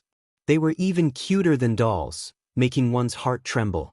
Women had no intention of resisting such a cute thing. Not only did Miss Bao like it, but even the people beside her were the same. Someone asked Yundong, "Are the other paintings all like this?" Yundong shook her head. "No, there are only 3 or 4 of these." Everyone was a little disappointed, but they still rubbed their palms together, hoping that they could get one of these 3 or 4 paintings. There were even people who discussed with Miss Bao and wanted to exchange with her. Yundong asked everyone to sit down. They'll get Wei Lan to bring a tray over. Everyone will have a share. One by one. Although everyone was anxious, they all sat back down. As expected, Wei Lan walked past the crowd with a tray. At this moment, be it the guests on the second floor or the people in the private rooms, they all heard the commotion and came over. There were also a few children among them, but they were all restrained by their elders and did not make a fuss. Soon, someone drew a painting and opened it hopefully. Unfortunately, there was no such painting that she wanted. She was a little disappointed. However, soon after, she became slightly happy. This seems to be a charcoal drawing that's been popular recently. Is it a charcoal drawing? This drawing is too lifelike. Look, there's a shadow here. The people around them all looked over, including Miss Bao. The one in her hand was not a charcoal drawing. When she heard that it was a recent trend, a madam said, "I've heard of this charcoal drawing. My son has been learning it recently. Sigh, if only I could draw it later. How is this a trinket? This is clearly something good. Isn't it?" Discussions broke out in the hall. Everyone looked at Gu Yundong in amazement. The people in the carriage outside the door had been watching silently. One of them could not take it anymore and said unhappily, "Madam, did I say anything wrong? If you find any errors, ads pop up, ads redirect, broken links, non-standard content, etc., please let us know reports so we can fix it as soon as possible."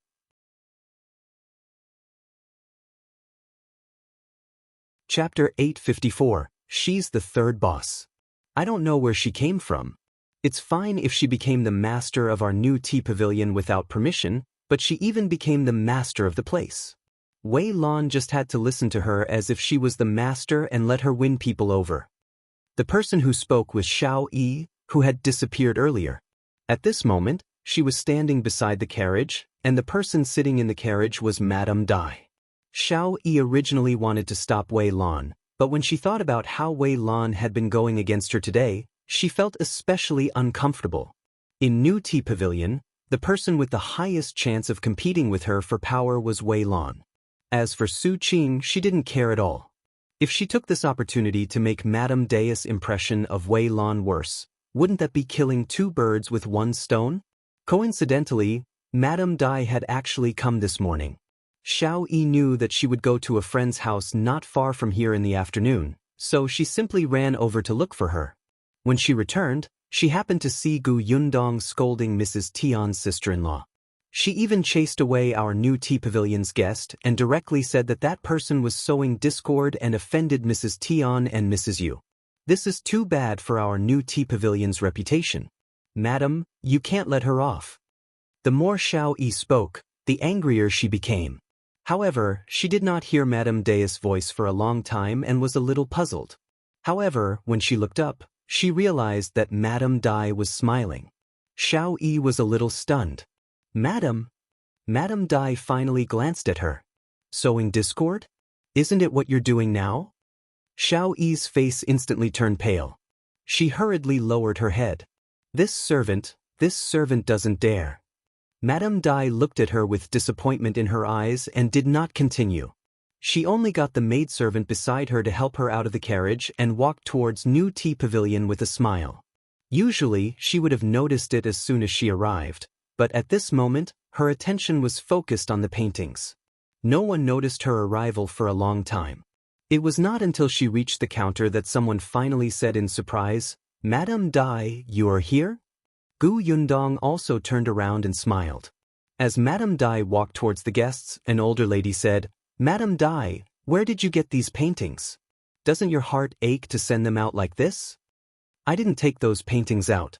If she doesn't feel sorry for it, why should I feel sorry for it?" That person was stunned. He glanced at Gu Yundong and asked hesitantly, "Where did Madame Dai find this female shopkeeper?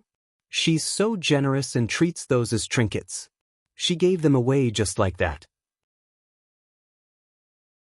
Gu Yundong was dressed differently from Wei Lan and the rest, so everyone guessed that her status might be higher.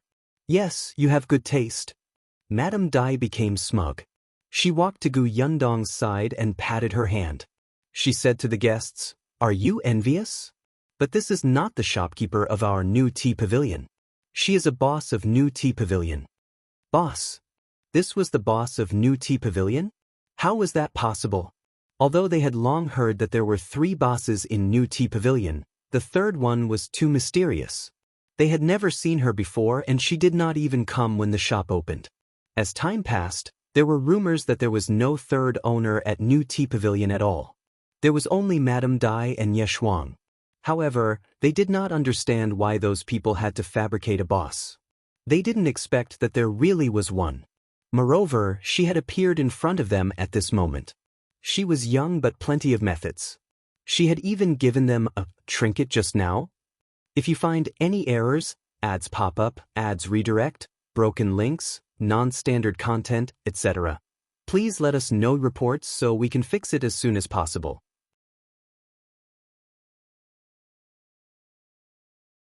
Chapter 855. You're actually such a Madame Dai. Everyone present looked surprised. Many people had already re-evaluated Gu Yundong's status in their hearts. Miss Bao was even more shocked. She actually didn't guess. Yes, Nye Shuang had said that the third boss of New Tea Pavilion had the surname Gu. Moreover, she came and went in the hall as she pleased and chatted happily.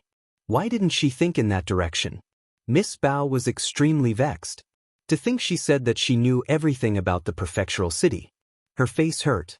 However, among the people present, one of them was even more shocked by Madame Dai's words. Her face turned pale, and her legs were so weak that she could not stand. She sat on the ground.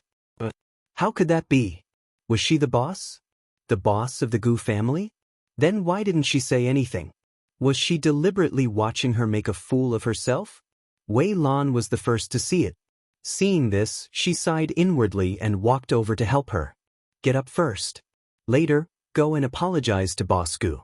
Perhaps Boss Gu won't make things difficult for you on account of Madame Dai. Xiao Yi suddenly pinched the back of her hand. Her neatly trimmed nails still scratched a bloody mark on the back of her hand. Hiss! Wei Lan cried out in pain. Xiao Yi let go.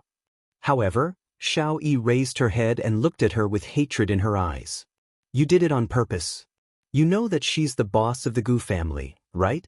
That's why you worked so hard to please her, but you deliberately didn't tell me. I didn't. You did. Xiao Yi grabbed her hand. You watched as I spoke ill of her behind her back. You didn't tell me anything and waited for this moment, right?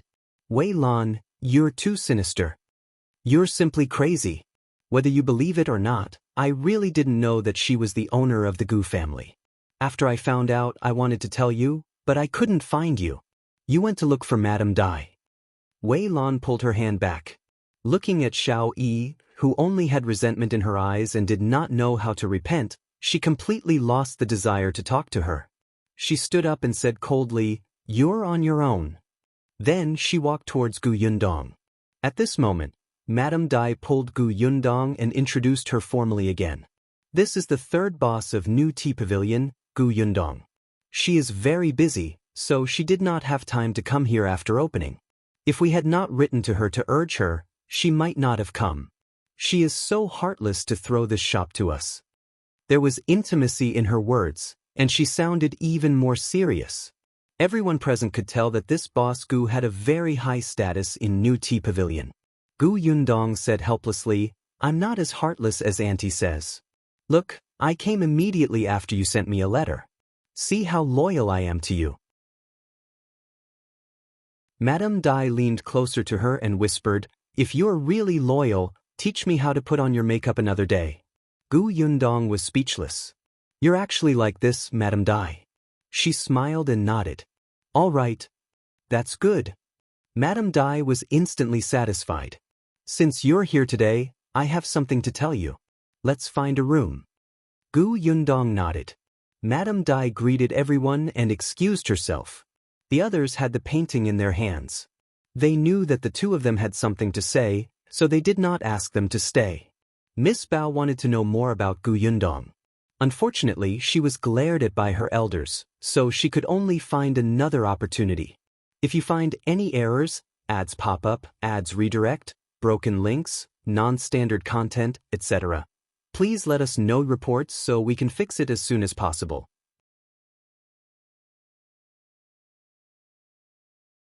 Chapter 856. You have good eyes. Gu Yundong and Madame Dai walked towards the backyard. However, when they reached the screen, she stopped in her tracks. Madame Dai asked, What's wrong? I'll introduce some people to Auntie. Gu Yundong pointed at Yunshu and the others who were sitting on chairs and talking to someone not far away. They had agreed to let them wait in the room, but it seemed like they could not wait any longer. They had already come to the hall. Not only was he here, but he and Yuanji were also playing with two other children of similar age. The four of them leaned on the table and looked at a painting. Eldest Aunt Gu was watching them from the side. The other two children's families were also present. However, Perhaps because they could not speak to eldest Aunt Gu, they remained silent and drank tea and ate. When Gu Yundong and Madame Dai walked over, the two madams stood up. Gu Yundong nodded at them before introducing Gu Dafeng to Madame Dai. "This is my aunt, Gu Dafeng." Madame Dai was surprised. "You found her?" She knew that Gu Yundong was looking for her eldest aunt and uncle. The last time Wenhuo went back, he did not mention this to her. That was why she was so surprised. Gu Yundong smiled. "Yes, I did." Then she introduced Yunshu and Yuanji. Madame Dai looked at the two obedient young kids and could not help but say, "Are your younger siblings so lovable?" Yunshu nodded. "Auntie, you have keen eyes." Madame Dai was stunned. Then she covered the corners of her mouth and smiled. She said to Gu Yundong, "As expected, he's your younger brother. It's obvious that he learned it from you." No, she was wronged. Gu Yundong held her forehead and instructed Yunshu and the rest to have fun. She had something to discuss with Madame Dai. Eldest Aunt Gu said, "Go ahead. I'll take care of them." The two of them left the hall and went to the room at the back. As soon as they left, the two madams who were originally not talking to eldest Aunt Gu immediately came over curiously and asked, "Is Boss Gu your niece?" There were also people who heard this and came over to inquire. When Yunshu and Yuanji saw this, they felt that something was wrong and hurriedly pulled eldest Aunt Gu back to the room. On the other hand, the two children had become familiar with Yunshu and followed her with their short legs. The child's family was speechless. However, the people in the hall did not quiet down because of their departure. Instead, the discussion became more and more intense. Still, no one knew which family Gu Yundong belonged to. After some guesses, there was no result. Even so, they all liked the paintings she took out. Although some people were unlucky and only drew the simplest ones, it did not stop them from admiring it. Initially, Gu Yundong thought that some people would lose interest in leaving New Tea Pavilion after the matter with the two madams was over. But now, no one was willing to leave. Gu Yundong was very satisfied with this scene, and so was Madame Dai. When the two of them entered the room, Madame Dai heaved a sigh of relief and said, "I heard about Mrs. Yu and Mrs. Tian. It's all thanks to you being present today. Otherwise, if we let them continue arguing, we wouldn't be able to do business." She frowned. "I'm afraid they won't have the face to come again in the future." Gu Yundong had also guessed that Mrs. Yu might come again, but Mrs. Tian might not. "Auntie, I think we lack a shopkeeper." Madame Dai clapped her hands. "I was just about to tell you about this." As soon as she finished speaking, a sobbing voice suddenly came from outside the door. "Madame Dai, Boss Gu, I was wrong. If you find any errors, ads pop up, ads redirect, broken links, non-standard content, etc., please let us know reports so we can fix it as soon as possible."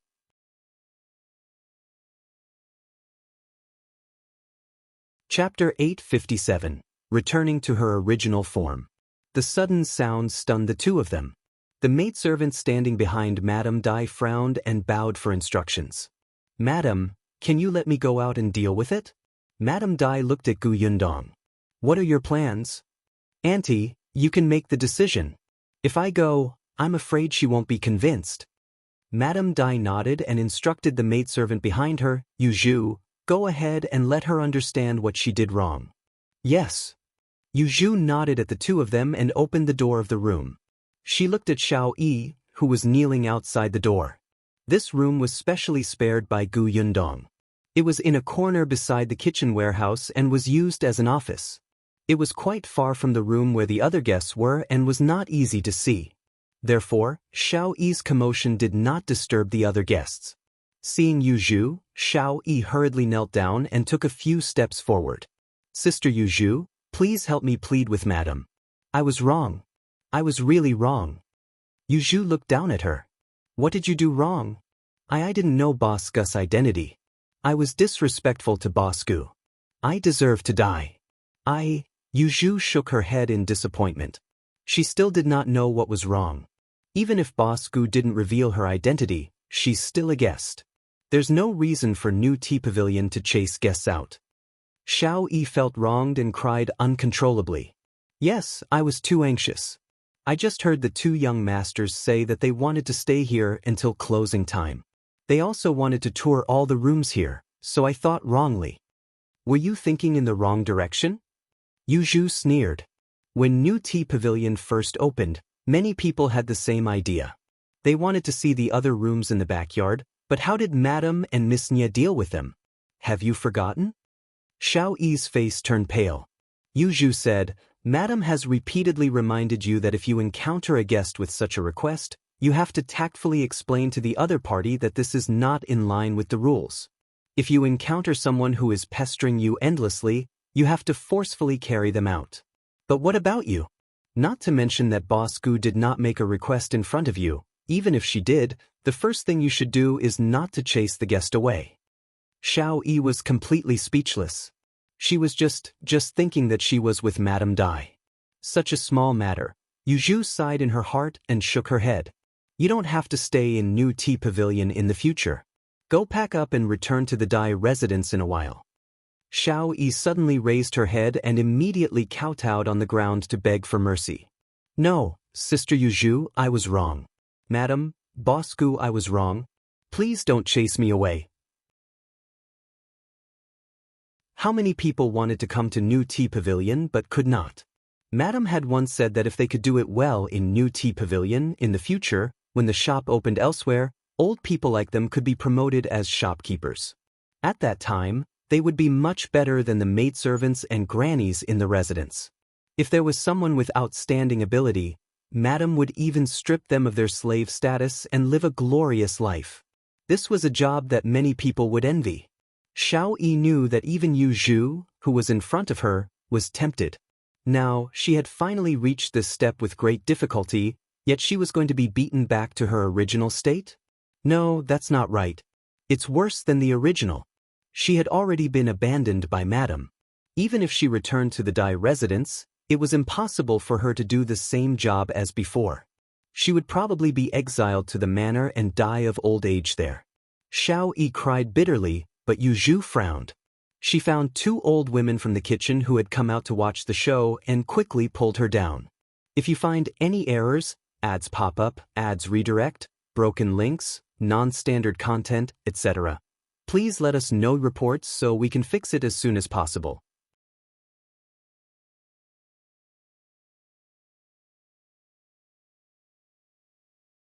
However, she did not have such connections. She still had to rely on Madame Dai or Nye Shuang. Auntie, since you're talking about the shopkeeper, do you have someone in mind? At the mention of this, Madame Dai's face finally lit up. There's someone. I visited a friend of mine today because of her. My friend's family is in the capital. A few days ago, a nanny came back from the capital and said that she was here to retire. In fact, she didn't want to get involved in the disputes of the capital's main family. This nanny has some ability. The young lady of that family learned the rules from her. She has really seen the world. I finally convinced her to come to this shop tomorrow to take a look. When the time comes, I'll try my best to let her stay. A nanny from the capital? Although she's here to retire, she's not old. She doesn't need to do anything in this shop. She's just here to oversee it. With her around, such a thing will definitely not happen today. When I was young, I was also in the capital and had to receive a few pointers from her. As long as she's willing to come, it won't be a problem. If you find any errors, ads pop up, ads redirect, broken links, non-standard content, etc., please let us know reports so we can fix it as soon as possible.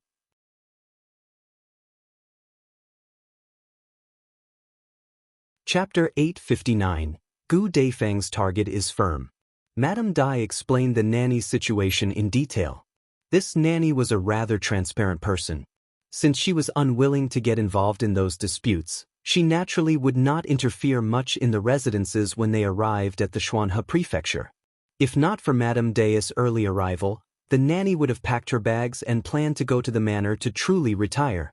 In any case, since she was unwilling to care about the matters in the residence, wouldn't she be able to help her manage the matters in the shop? Madame Dai was quite confident. Her milk tea shop was so novel. Madame Qiuyue would definitely like it. Gu Yundong nodded.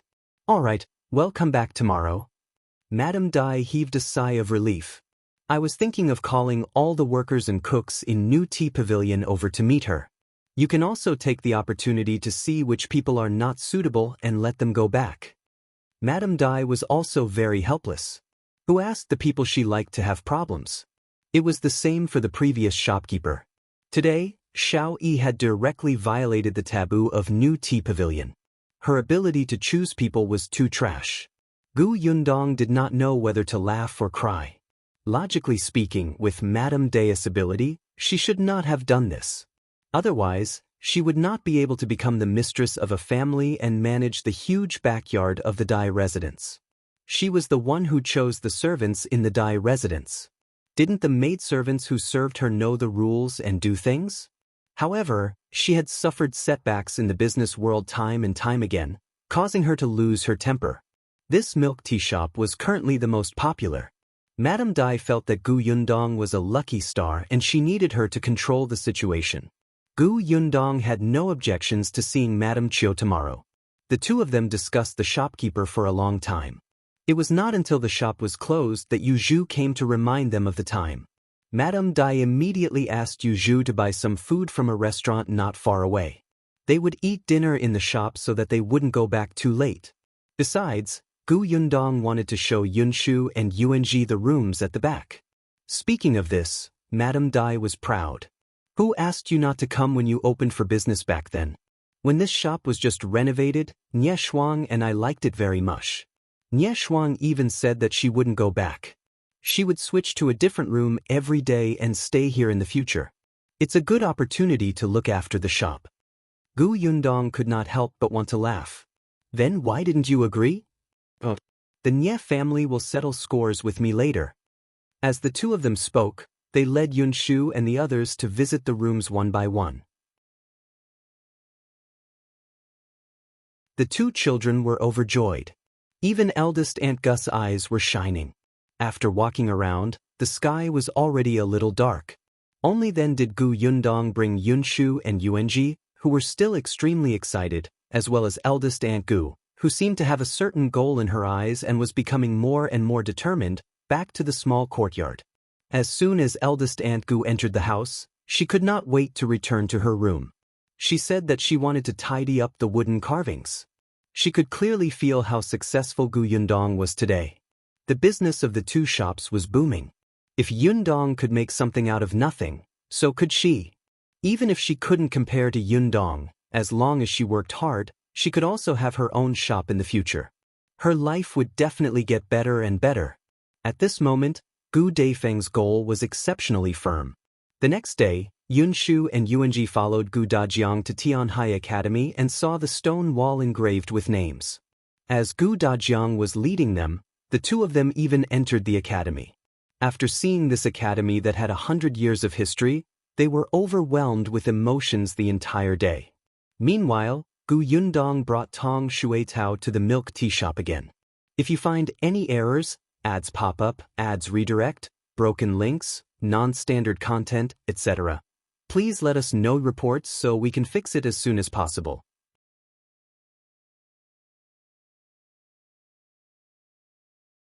Chapter 860. This person is good. Nie Shuang was also here. She was the first to arrive and was already eating in the hall. Madame Dai went to fetch Madame Qiuyue. As soon as they entered, everyone in New Tea Pavilion was present. It was Gu Yundong's first time seeing Madame Qiuyue. How should she put it? Madame Dai was right. Madame Qiuyue was good. When she pulled a long face, even Gu Yundong felt a little uneasy. Her hands and feet were placed very properly, and she did not dare to look around. It was exactly the same feeling as when she met the dean in elementary school in her previous life. It was simply sour and refreshing. If she was standing in the crowd like this, who would dare to quarrel in New Tea Pavilion? Who would dare? Anyway, Gu Yundong did not dare. However, she stopped pulling a long face and only smiled slightly. The expression on her face instantly became approachable and kind. Even the waiter of New Tea Pavilion dared to joke with her. Most importantly, Madame Qiuyue was multi-talented. She was proficient in music, chess, calligraphy, and painting. She was omnipotent in brewing tea and making incense. Even if a noble old lady came, Madame Qiuyue could accompany her for most of the day and not bring any awkwardness. Such a person had to stay. However, Gu Yundong did not show too much enthusiasm. Madame Qiuyue was obviously very opinionated. If you were too enthusiastic, she would not be too happy. She introduced the situation of the milk tea shop as usual. Gu Yundong answered Madame Qiuyue's questions in a neither servile nor overbearing manner. After walking around, the two of them chatted the most. There were specializations in the industry. Madame Qiuyue did not know much about business, but she knew how to read people, teach people, read accounts, and get along with customers. It was enough. After Madame Qiuyue finished asking, she told them to consider it. Nie Shuang was a little disappointed, but Gu Yundong and Madame Dai's eyes lit up. When Madame Dai brought her back, she couldn't help but say, "My milk tea shop will definitely be good in the future, right? Then you're lucky to have met such a scheming little girl. Nanny, are you coming tomorrow?" Madame Qiuyue sat in the carriage and closed her eyes in silence for a while before saying with a smile, "Yes, it's good to work in another environment." Madame Dai became happy. After sending Madame Qiuyue back, she returned to the milk tea shop and announced such good news. Nie Shuang's eyes lit up. Although Gu Yundong was also happy, she looked much calmer than expected. However, before she left, she specially said to Su Qing, "Learn more from Madame Qiuyue in the future, especially when it comes to how she treats others. It will be good for you." From the looks of it, Madame Dai would definitely open a milk tea shop elsewhere in the future. Now that the prefecture magistrate Dai was being placed in an important position, he would probably be transferred back to the capital by the emperor in 2 years. Madame Dai might have already found a suitable shop in the capital. If Su Qing learned more, even if she didn't go to the capital in the future, she could still go to other county cities to be a master. Gu Yundong returned to the small courtyard and realized that eldest Aunt Gu was still in her room. She seemed to have been in the house for the entire day. Gu Yundong stood outside the window and looked, only to find that she was muttering to the wooden carvings. She did not know what she was thinking. Her uncle sat on a chair beside her and shushed her softly. On the third day, Gu Yundong had just woken up when Gu Dafeng carried her bag and prepared to leave. Gu Yundong was stunned for a moment and quickly stopped her. "Aunt, where are you going? If you find any errors, ads pop up, ads redirect, broken links, non-standard content, etc., please let us know reports so we can fix it as soon as possible."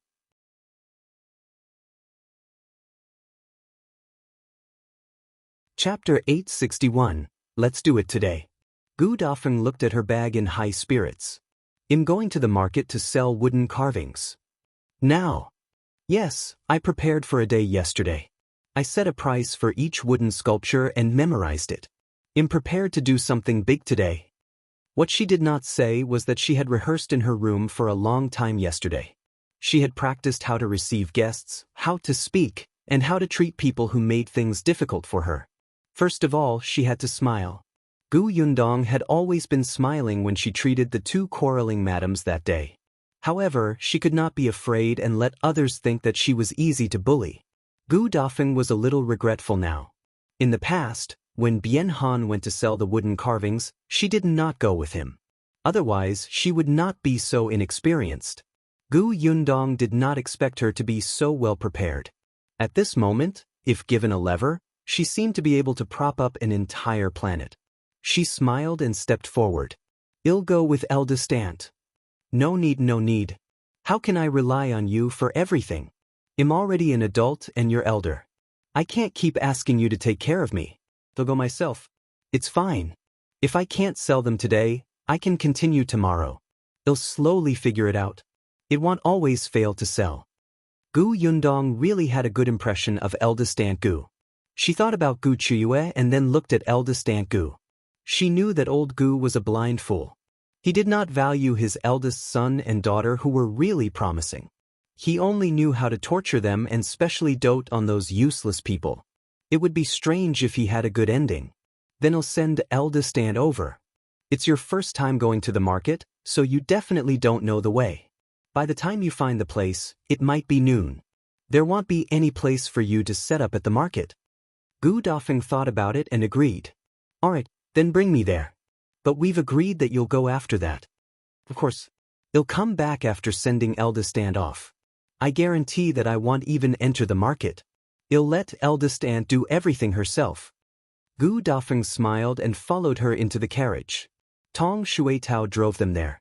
Gu Yundong was a woman of her word. When they arrived outside the market, she put Gu Dafeng down and waved goodbye to her.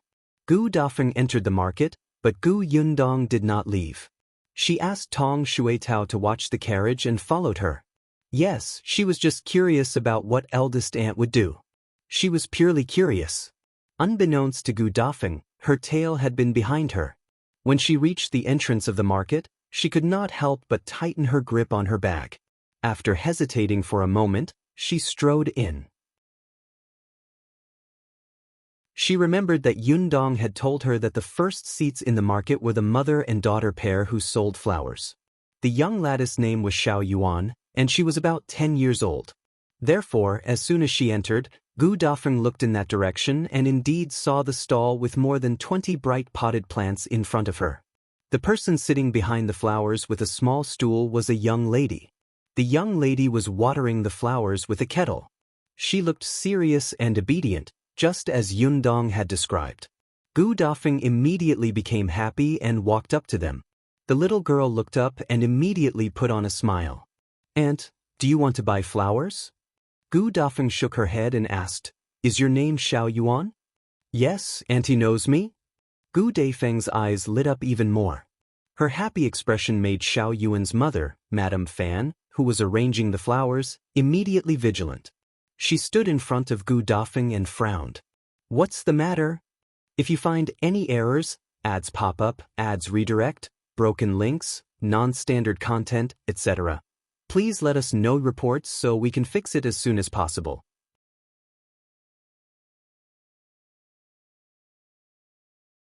Chapter 862, First Aunt's Voice. Gu Dafeng was stunned and became a little nervous. Did they see through her because she was from the countryside? Did the people in the prefectural city not like her? No, Yundong had said that Xiao Yuan and her daughter were very friendly. Hence, she hurriedly explained, Don't misunderstand. My niece said that you sell flowers here, so I came over to ask if it's true. Mrs. Fan was suspicious. Your niece is... Her surname is Gu. Do you still remember the girl who bought 20 pots of flowers for her mother last time? Xiao Yuan immediately stood up happily. I remember. Is Sister Gu your niece? Yes, I'm her aunt. Madame Fan was also a little happy. Others might not remember, but Gu Yundong and the rest remembered very clearly. She was the first customer to buy 20 pots of flowers in one go, and she even helped them chase away Shopkeeper Pan. Ever since Shopkeeper Pan left, they had been selling flowers here smoothly. Now that she heard that the other party was her aunt, she quickly greeted her warmly. So it's sister-in-law Gu. Are you here to buy something? What do you want to buy? I'll tell you where to go. No. I'm not buying anything. I'm here to sell something. Madame Fan was confused. Selling things? She could not help but look at the bag in her hand. Gu Dafeng coughed lightly and squatted down to open the bag. Those are wooden carvings made by my husband. I want to sell them here. The moment the bag was opened, Xiao Yuan exclaimed, They're so beautiful. Gu Dafeng took a small item and handed it to her. This is for you. Xiao Yuan quickly rejected her. No. Auntie, you're selling it. Take it. It's not difficult. I was originally going to give it to you. Gu Dafeng knew about Xiao Yuan and her daughter, so she had prepared one in advance. Bien Han had casually carved them, so they were not very complicated. They were very simple flowers. Then I can't take it either. How about this? Accept this wooden flower and tell me what to pay attention to when setting up a stall here. I don't understand anything. Teach me. Take this as a payment for my hard work. Xiao Yuan looked at her mother. She liked the flower very much. Madame Fan thought about it and nodded. Only then did Xiao Yuan thank Gu Dafeng and take the wooden flower. Then, Madame Fan told Gu Dafeng about the rules of setting up a stall in the market. The first thing she did was to pay 5 copper coins to rent a small stall. With a stall, she could buy and sell. There were also people who could not be offended. What time would the market close tonight and what time would the market open? Gu Dafeng listened carefully. Coincidentally, there was an empty space beside Xiao Yuan. Madame Fan took Gu Dafeng to rent a stall first, then she untied the bag beside her. At first, Gu Dafeng did not dare to make a sound. When she heard someone shouting beside her, she followed suit. Gu Dafeng used to be quite loud. Now that she opened her mouth, she suppressed the voices of the surrounding vendors. The surroundings instantly fell silent as everyone looked at her. Gu Dafeng did not notice. Just as Madame Fan was about to remind her, the vendors started to shout again, as if they wanted to suppress Gu Dafeng's voice. Madame Fan was speechless. Madame Fan and Xiao Yuan were both relatively shy people. Their voices were not loud, so their business was average. At this moment, because the surrounding vendors seemed to be competing, the noise in this area was especially loud, attracting many customers. If you find any errors, ads pop up, ads redirect, broken links, non-standard content, etc., please let us know reports so we can fix it as soon as possible.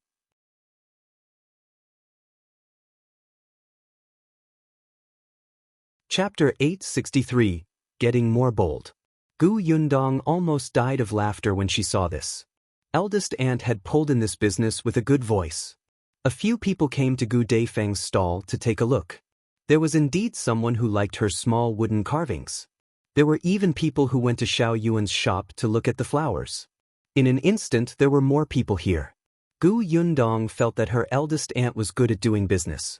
Her talent had been buried in the past. She stood outside and watched for a while. When she saw that there was no problem, she turned around and left. After getting back into the carriage, Tong Shuitao asked, "Miss, are we going back?" "Let's not go back for now. Let's go to Brother Xiao's medicine shop." "Yes." Xiao Qingyuan's pharmacy was almost done, and the person who renovated it was still Feng Danning. The decorations of new Tea Pavilion really advertised Feng Danning.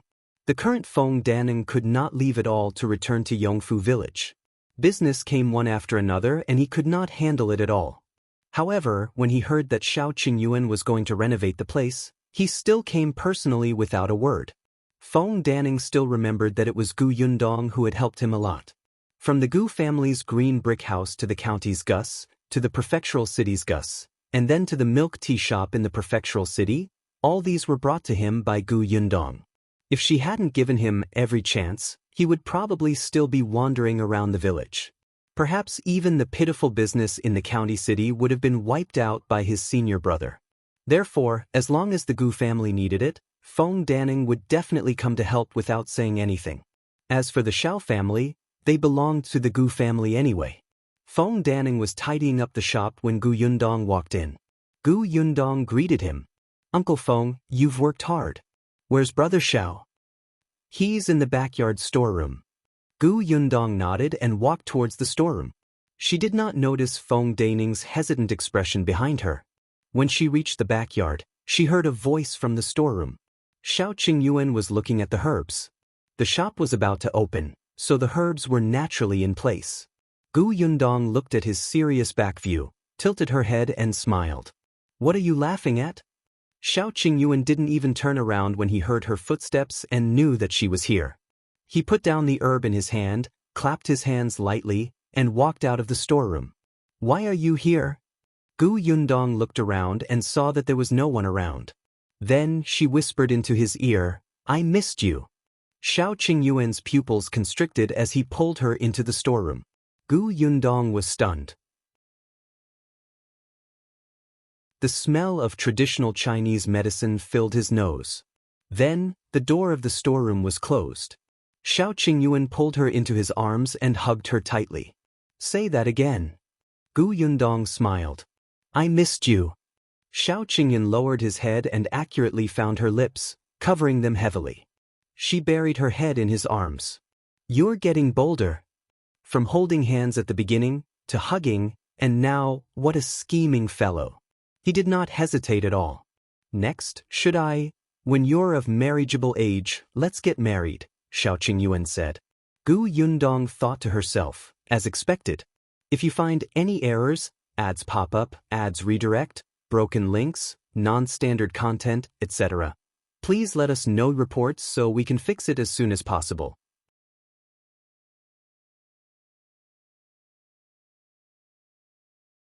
Chapter 864, Consummation Problem. Gu Yundong looked up and said with a smile, "My father can't bear to marry me off so early. Then I can marry into your family." Without any hesitation, Qiuyue answered quickly. Gu Yundong choked and could not help but laugh. "I'm still young. You'll be of marriageable age next month. You're not young anymore." "I mean, I haven't grown up yet." Qiuyue froze for a moment. His hands that were holding her felt a little warm. Gu Yundong seemed to hear him swallow his saliva gently. After a while, he said in a slightly hoarse voice, "We can get married first and consummate our marriage later." Gu Yundong choked on her own saliva. She covered her mouth and coughed twice. "Consummate the marriage later? You look like you want to kiss, hug, and lift me up when no one is paying attention. Can you hold it in after getting married? It would be strange if I believed you." Qiuyue said, "Yundong, your father has your mother and your siblings. But I'm alone. Every night when I go home, the house is cold and cheerless. There's no one to talk to. Sometimes I can't sleep, but I don't know what to do. It's not convenient to talk to you if I want to look for you. I just think that as long as I can see you every day, it's enough." Gu Yundong looked up and met his gloomy gaze. She pursed her lips slightly. Oh no, he was using this trick again. What if her heart softened? Gu Yundong opened her mouth. At this moment, a strong voice came from outside the door. Boss Xiao, where are you?" Gu Yundong could clearly feel that Qiuyue's arms were tense, and his aura instantly turned cold. "Boss Xiao, have you settled the matter I told you?" The voice was getting closer and closer. Gu Yundong also recognized the voice. It was Dr. Xiong. She took a step back and left Qiuyue's arms. Then, the air around her turned even colder. She heard Qiuyue's low curse. "This bear," he tidied Gu Yundong's hair and said, "I'll go out and see him." "Yeah." Qiuyue opened the door of the storeroom. Gu Yundong turned around and vaguely heard him mutter before he left, "It was this bear who agreed." "Gu Yundong, I didn't." "Don't talk nonsense. Who is going to agree?" "Who? Come back here and explain yourself." Gu Yundong stood rooted to the ground and stared. In the end, she did not chase after them. She tidied her clothes and stayed in the storeroom for a while. She pretended to look at the herbs before walking out slowly. In the courtyard, Qiuyue had already spoken to Dr. Xiong. However, Qiuyue's face was cold and he looked very unhappy. Although Dr. Xiong was tough and had a bad temper that was based on his medical skills. He had confidence in this aspect and was very persistent in certain aspects. That was why he was so stubborn. Moreover, Qiuyue usually tolerated him and gave him enough freedom to perform. Therefore, Dr. Xiong had full authority over medical herbs. But now, this expression. Dr. Xiong said a few words to him, but he did not get a response. Especially since the other party's aura was cold, it really made him a little afraid. Could it be that the request he made just now was really too much? After all, what he said now was not related to medical skills. Dr. Xiong did not have much confidence. Just as he was wondering if he should leave, he looked up and saw Gu Yundong. If you find any errors, ads pop up, ads redirect, broken links, non-standard content, etc., please let us know reports so we can fix it as soon as possible.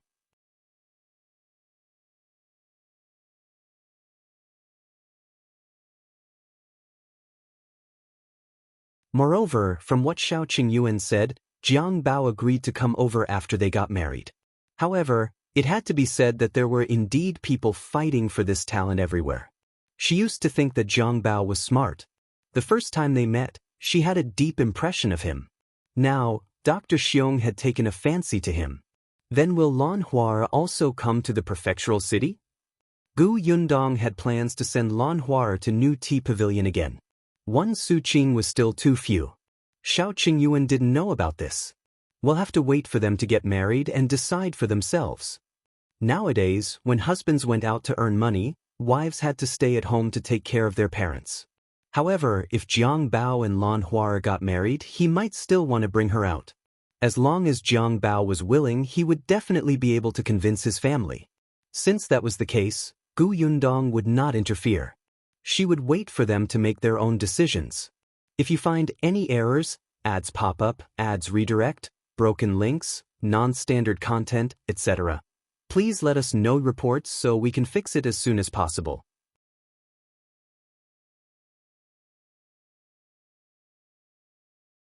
Chapter 866. Want both.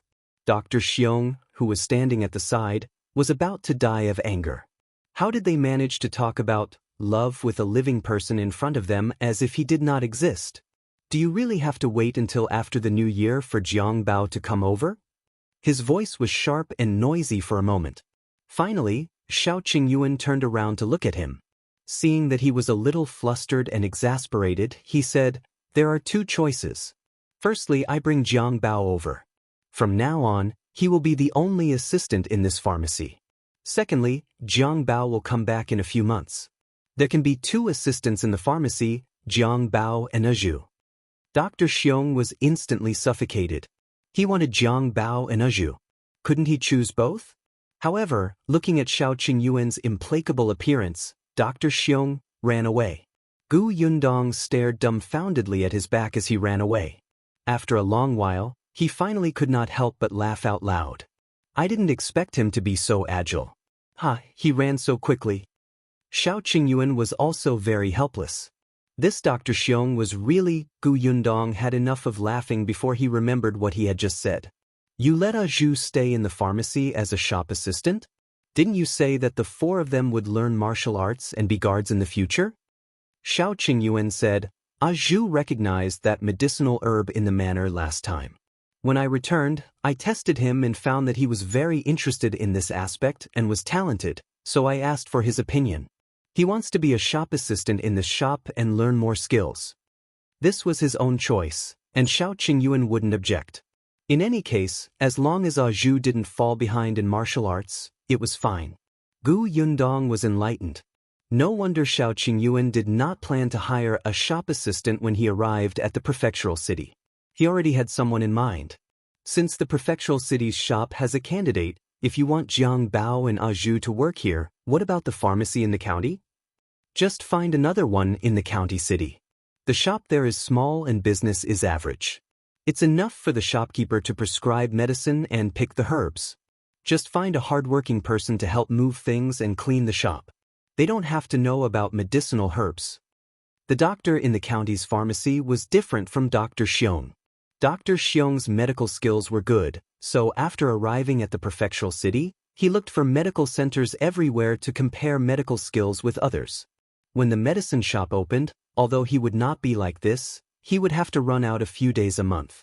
Therefore, Jiang Bao and Zhou, who needed to know about medicinal herbs, should be in the pharmacy. The old doctor in the county city liked to stay in his room and not go out. When a patient came, he would treat them and prescribe medicine. If there was none, he would read the medical book himself or organize the herbs. He could stay indoors for an entire day. He would find another assistant later. The old doctor also had the patience to teach him some simple pharmacology. This was what Jiang Bao learned step by step. But when it came to Jiang Bao and Lan Huar's marriage, Xiao Qingyuan could not help but look at Gu Yundong again. Now that Dr. Xiong had left, could the topic be? Just as Xiao Qingyuan was thinking, footsteps came from behind. He closed his eyes silently. Why was it so hard to talk to her alone? Next time, he might as well take her out somewhere private. Yundong. Gu Yundong turned around and saw Feng Danning walking over. She smiled. Uncle Feng, are you done with your work? Basically. Feng Danning walked towards them. This time, Gu Yundong could tell that Uncle Feng had something to say. If you find any errors, ads pop up, ads redirect, broken links, non-standard content, etc., please let us know reports so we can fix it as soon as possible.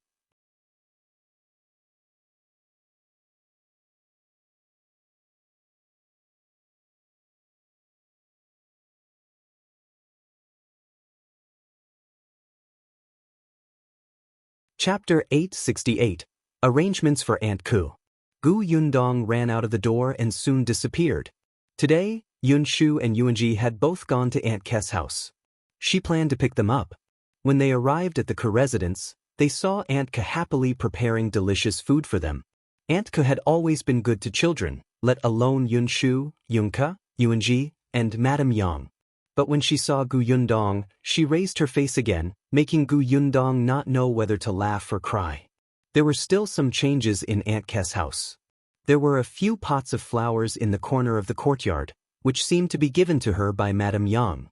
There were some things for children to play with in the central room, as well as paper, ink, brush, and inkstone. Gu Yundong was silent. It was too lonely for Aunt Gu to live alone, but she refused to retire with him. Her temper was really stubborn. If Gu Yundong talked to her, she would lose her temper. Retirement? Gu Yundong suddenly thought of something. She went up to Aunt Gu and said, "Aunt, have you ever thought about working at new Tea Pavilion? You don't have to do anything. Just help out a little. If you want to rest, rest. If you want to work, work. If you're tired, go to our room to sleep. If you're bored, you can chat with someone. As for the salary, they'll give you a little bit. How about that?" Aunt Kes' hand paused for a moment.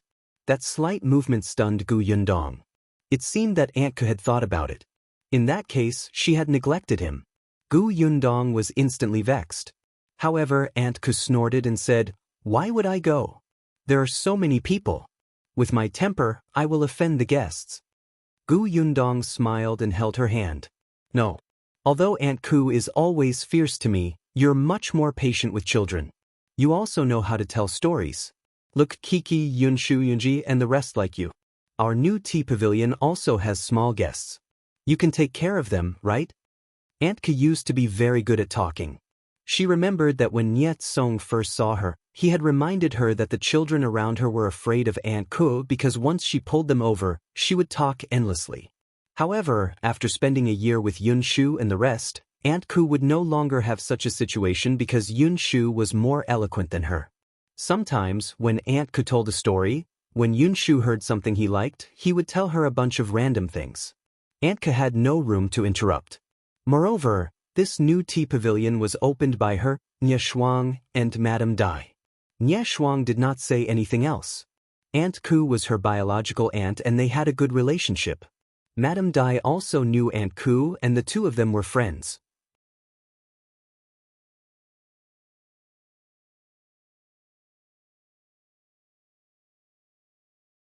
Chapter 869. Gu Yundong's Proposal. Gu Yundong could not help but secretly roll her eyes. "You even learned how to speak like me?" But Gu Yundong was still very happy that Aunt Gu agreed.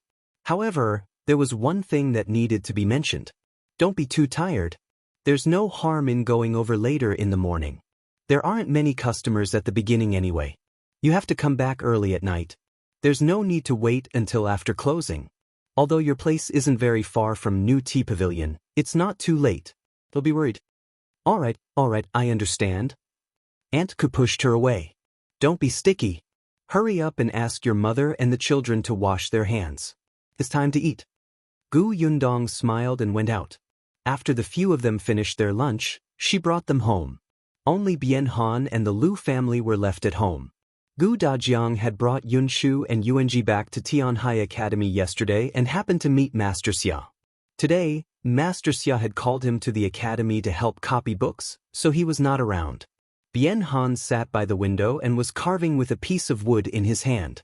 He was very focused. Hearing the voice at the door, he looked up and welcomed his son who ran in. He asked him what had happened when he went out today. Bien Yuanji had told him in detail that ever since he reunited with his parents, he had become especially coquettish and cheerful. Gu Yundong looked at Bien Han and thought of what Feng Danning had said today. Eldest uncle was indeed more focused on the exquisite work of carving. He could also do some tables and stools. However, he was not used to following the construction team and renovating the shop. Gu Yundong did not think that it was a big deal. It was already very impressive if one's certain skills were superb. He did not have to worry about food and clothes. In the past, when she was in her hometown, there were not many people who hired her uncle to work, so his skills did not improve much. But in recent days, Gu Yundong had seen the wooden carvings and found that they were much more exquisite and complicated. After some thought, Gu Yundong walked to the window. Seeing her coming over, Bien Han looked up and smiled. Yundong, are you looking for me? Yes. Gu Yundong looked at the few small things he had carved today and said, Uncle, have you ever thought of making a set of wooden carvings? A set of wooden carvings? Bien Han did not seem to understand. Gu Yundong said, for example, you can sculpt 12 zodiac signs, calligraphy, and any objects. Then, you can mark these wooden carvings to show that you sculpted them. Some people will have obsessive-compulsive disorder. They might buy other zodiac signs because they like one of them. Some people like to collect such sets. Do you think this is okay? Yuanzi's eyes lit up when he heard that. That's right. You can even sculpt plums, orchids, bamboos, and chrysanthemums. Scholars will definitely like it. The more Bien Han listened, the more excited he became. That's right, why didn't he think of it? In the past, he always carved anything he thought of. Now that she heard Yundong's words, she suddenly felt enlightened. You're right, I'll start carving the 12 zodiacs now. Yuanji was in a hurry. Father, I'll help you write. Gu Yundong saw that the father and son were immediately busy. She smiled and left. Bien Han and Yuanji were so busy that they forgot the time. They only realized it when the sky gradually darkened. Eldest Aunt Gu was not back yet. Bien Han immediately became anxious. Yuanji, go out and take a look. Why isn't your mother back yet? Yuanji put down his brush and was about to leave when the door to the courtyard opened. If you find any errors, ads pop up, ads redirect, broken links, non-standard content, etc., please let us know reports so we can fix it as soon as possible.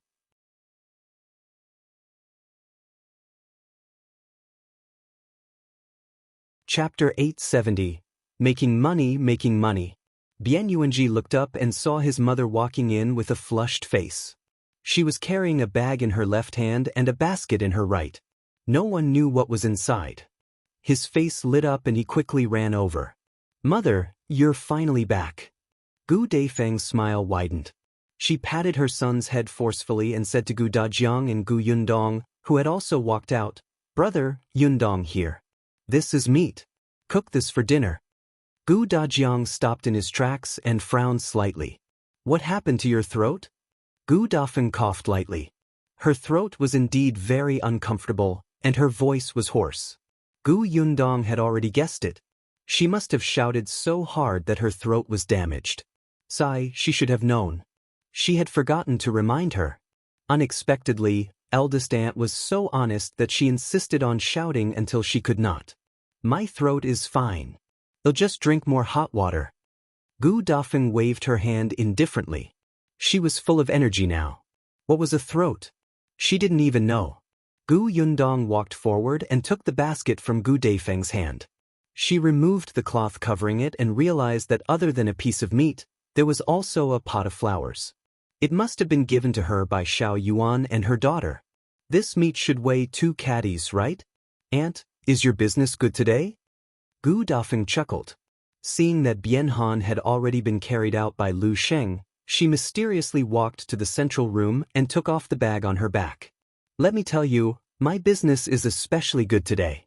I've sold more than half of the wooden carvings. As she spoke, she opened the bag and everybody saw that there were only a few wooden carvings left inside. They looked quite small. Immediately after, Gu Dafeng searched around her body and took out a cloth bag. Then, she opened the cloth bag and took out a money bag.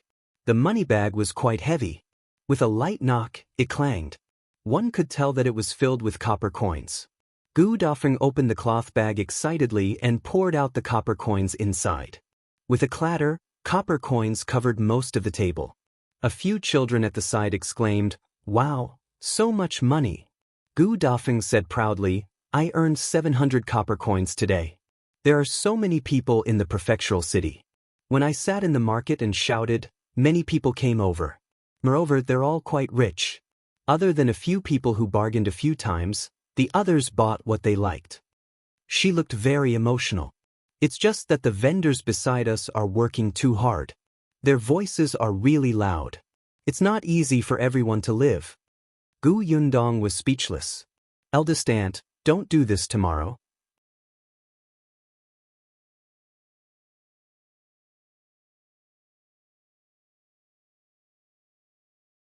Chapter 871, Miscalculation.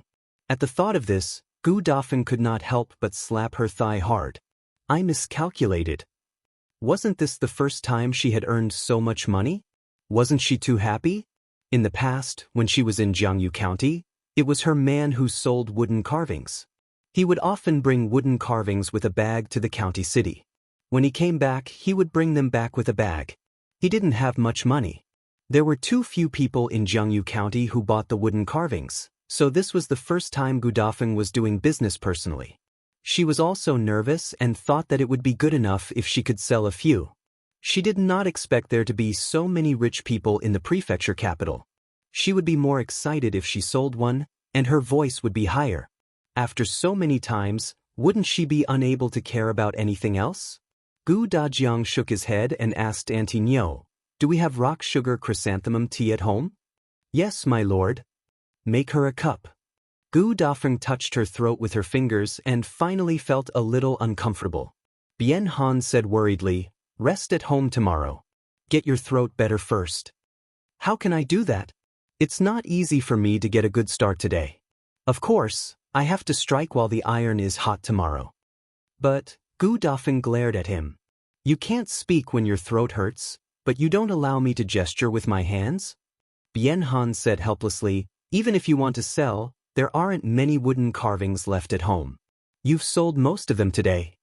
The wooden carvings that Gu Dafeng had sold today were all secretly made by him in the Zhou mansion. There were not many of them. For the past few days, because of his poor health, Gu Dajiang had forbidden him from overworking. When he was free, he would sunbathe, sleep, and eat. He had very limited time to carve every day. Therefore, there were not many wooden carvings. Gu Dafeng was stunned when she heard that. That made sense. Sigh, he couldn't make as fast as she could sell. It was really worrying. At this moment, the children finally finished counting the money.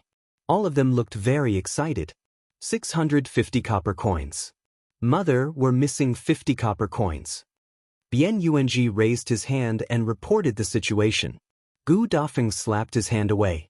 Didn't I use it to buy meat? Why is it missing? Ah, right, I forgot.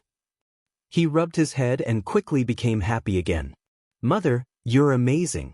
You actually earned so much money. Of course. Gu Dafeng was smug. Gu Yundong also said, I knew it.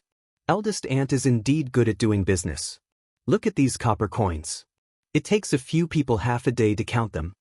Although the current 700 copper coins was nothing to Gu Yundong, it was different for eldest aunt Gu. In the past, she wished that 1 copper coin could be converted into 2 copper coins to spend. Her living expenses were only 2 to 3 taels a year. Now, it had only been a day, but she had already earned a quarter's living expenses. How could she not be happy? This meant a lot in itself. As expected, Gu Dafeng became even more excited when she heard Gu Yundong say that. She nodded repeatedly. I'm just like you. Gu Dajiang was speechless. That was the opposite. It should be that the niece resembled the aunt. However, he still expressed his approval and happily praised eldest sister's achievements today. After he finished speaking, the others immediately praised her. Gu Dafeng felt a little smug. She almost thought that she was about to become the richest man. That night, Gu Dafeng felt satisfied as she ate the 2 pounds of fat she had bought.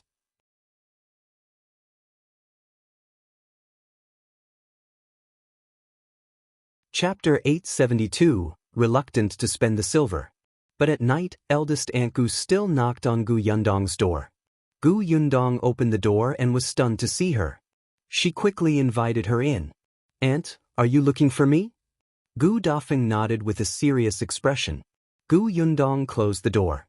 Seeing her expression, she could not help but ask, what's wrong? Did you encounter trouble at the market today? There's no trouble. The market is pretty good. It's very lively. Gu Dafeng's voice was still very hoarse. and it even seemed to have become more serious. Her voice was so soft that it sounded like she was breathing. Gu Yundong silently looked up at the sky. Lively? It should be a competition of voices. Gu Dafeng lowered her head and took out a bag of things. Gu Yundong looked over. Wasn't this the money bag from before? Gu Dafeng looked at the money bag and smiled in satisfaction. Then, she placed it on the table and said, "This is for you." "For me? For what?" Gu Yundong was confused. Gu Dafeng glanced at her from the corner of her eye. "You fed us, clothed us, and provided for our accommodation. You even provided for Yuanzi's studies. Later, you still have to treat your uncle's legs. We can't accept it for nothing, right? I know that you're in charge of the family's money, so I won't give it to your father. You can keep these. Although it's not much, you'll work harder to earn money in the future." Gu Yundong understood that his eldest aunt could not enjoy everything here with a clear conscience. She was a person who could distinguish between gratitude and grudges. This could be seen from the first thing she did after she recovered. She was in a hurry to go to the market to sell wooden carvings. Gu Yundong also knew that they had a good relationship with eldest aunt, and eldest aunt and father had relied on each other since they were young. However, at the end of the day, they were already two families. They could help eldest aunt overcome her difficulties, but they could not help them for the rest of their lives. Thus, Gu Yundong did not stop eldest uncle from continuing to carve. He did not stop eldest aunt from going to the market to sell wooden carvings. Sooner or later, they would have to live on their own. But not now. Gu Yundong picked up the money bag and placed it back in Gu Dafeng's arms. "Eldest aunt, I know what you're thinking. But you should take this money back yourself. If you give this money to me now, where will you get the capital to do business?" Gu Dafeng blinked. The capital to do business? The carvings were made of wood. Previously, in the Zhou mansion, Mrs. Ren had brought it over for them. Back in his hometown, it was Bian Han who went straight to the mountain to cut the tree down. A very thick tree could be used for a long time. However, this prefectural city seemed to disallow people to cut trees at will. Gu Dafeng did not expect this. Furthermore, eldest aunt, eldest uncle's skills are getting better and better. In the future, he can even make more complicated wooden carvings that have a better meaning and sell them to those rich families. Such wooden carvings also have a lot of requirements for wood. When the time comes, will you also need silver to buy good wood? Gu Dafeng thought about it and agreed. Then I'll take this money back first? Yes, you should take it back. Gu Yundong nodded with certainty. When eldest aunt earns a lot of money in the future, I won't hide even if you throw silver at me. What nonsense are you talking about? I can't bear to throw money at you. Gu Yundong asked, "Eldest aunt, are you reluctant to part with me, or are you reluctant to part with the silver?" "Of course I can't bear to part with the money. Look at how thick-skinned you are. What's the use of throwing it at you?" Eldest Aunt Gu was a straightforward person. Since Gu Yundong had said so, she did not insist on giving it to him. She immediately took the money bag and stood up. "All right, I won't give it to you first. I'll buy a few caddies of meat later. If you find any errors, ads pop up, ads redirect, broken links, non-standard content, etc., please let us know reports so we can fix it as soon as possible."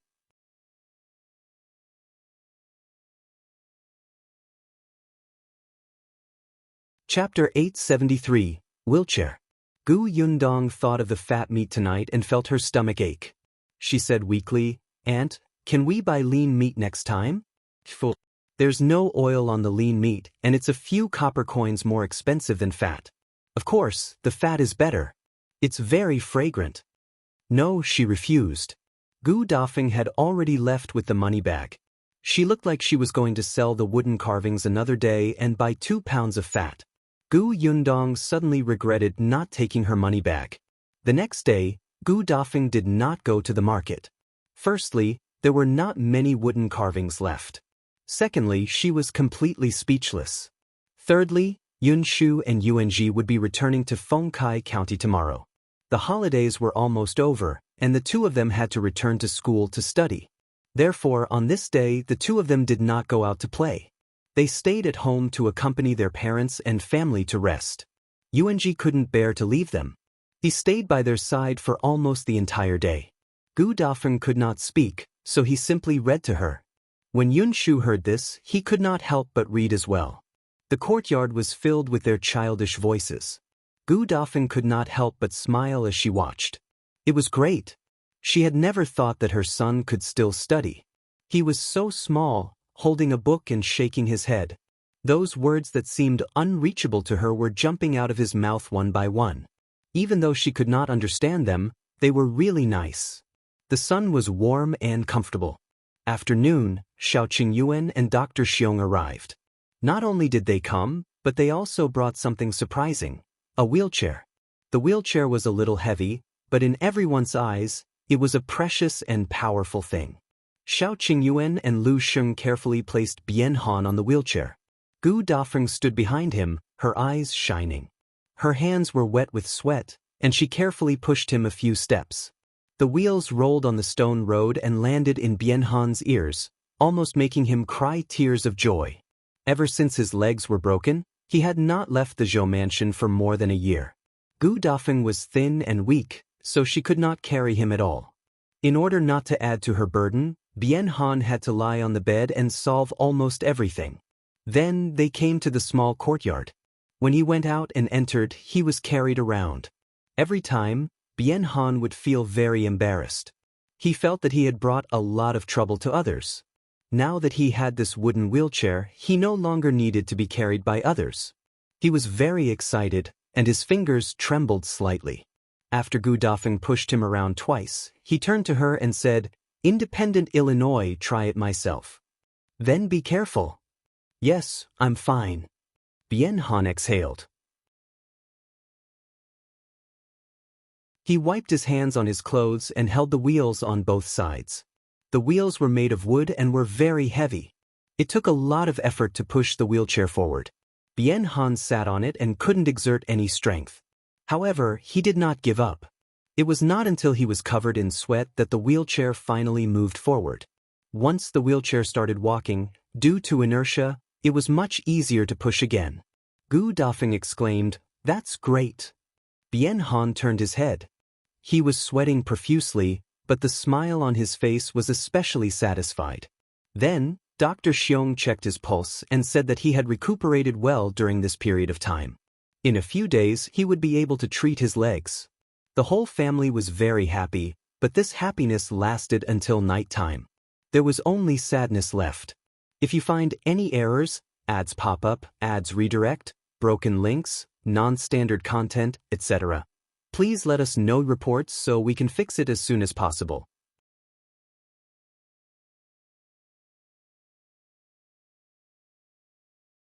Chapter 874, Farewell.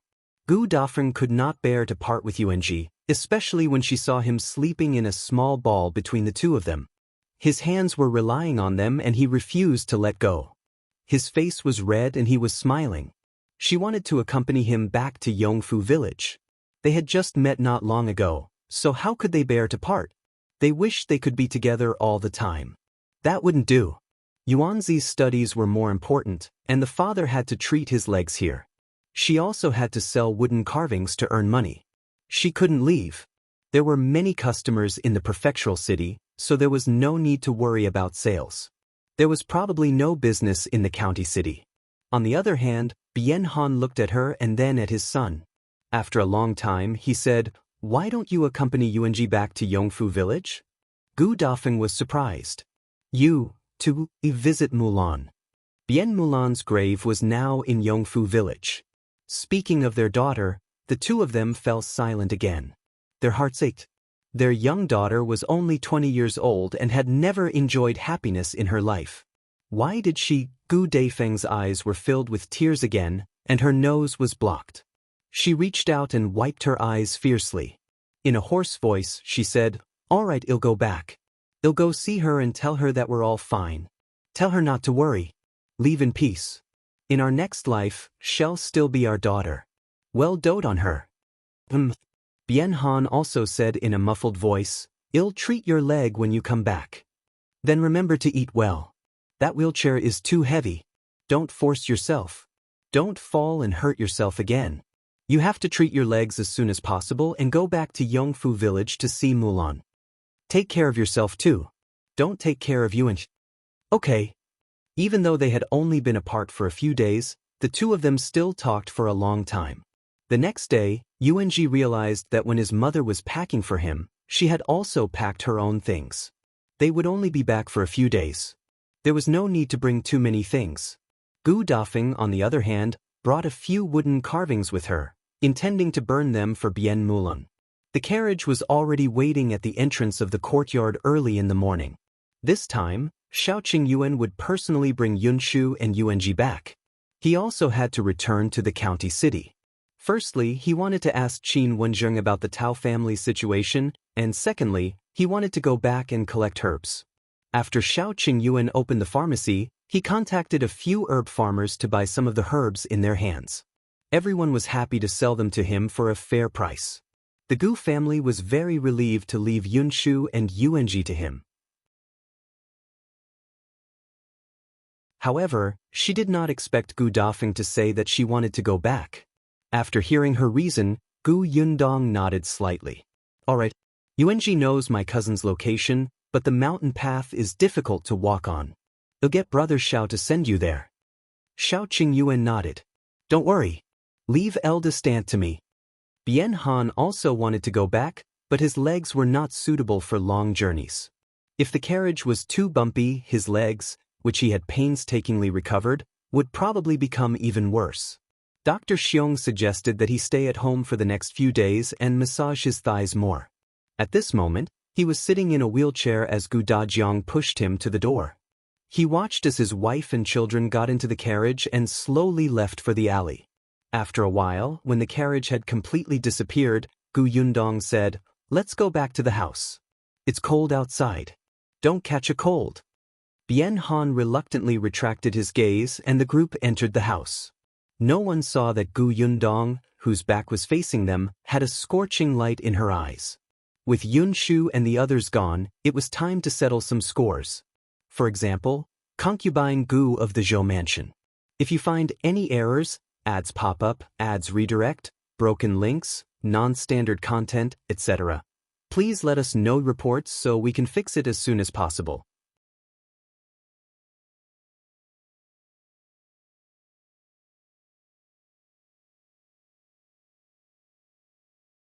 It was not there. Miss, Tong Shuetao said, I don't need to ask around. Zhou Dafu is there. Gu Yundong changed the window and looked out.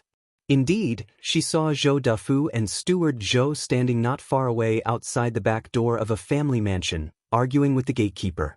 Gu Yundong looked up. Oh, isn't this the Dai residence? She frowned slightly and said to Tong Shuetao, drive the carriage forward and see what they're talking about. Don't be discovered. Yes, my lady. Tong Shuetao pretended to walk forward as if nothing had happened. When she reached the corner, she stopped. Gu Yundong got down from the carriage and squinted at Zhou Dafu, who was not far away. If you find any errors, ads pop up, ads redirect, broken links, non-standard content, etc., please let us know reports so we can fix it as soon as possible.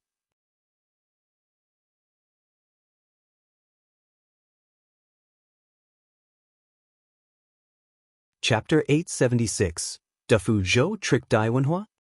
Zhou Dafu was pacing back and forth outside with a frown, looking very frustrated.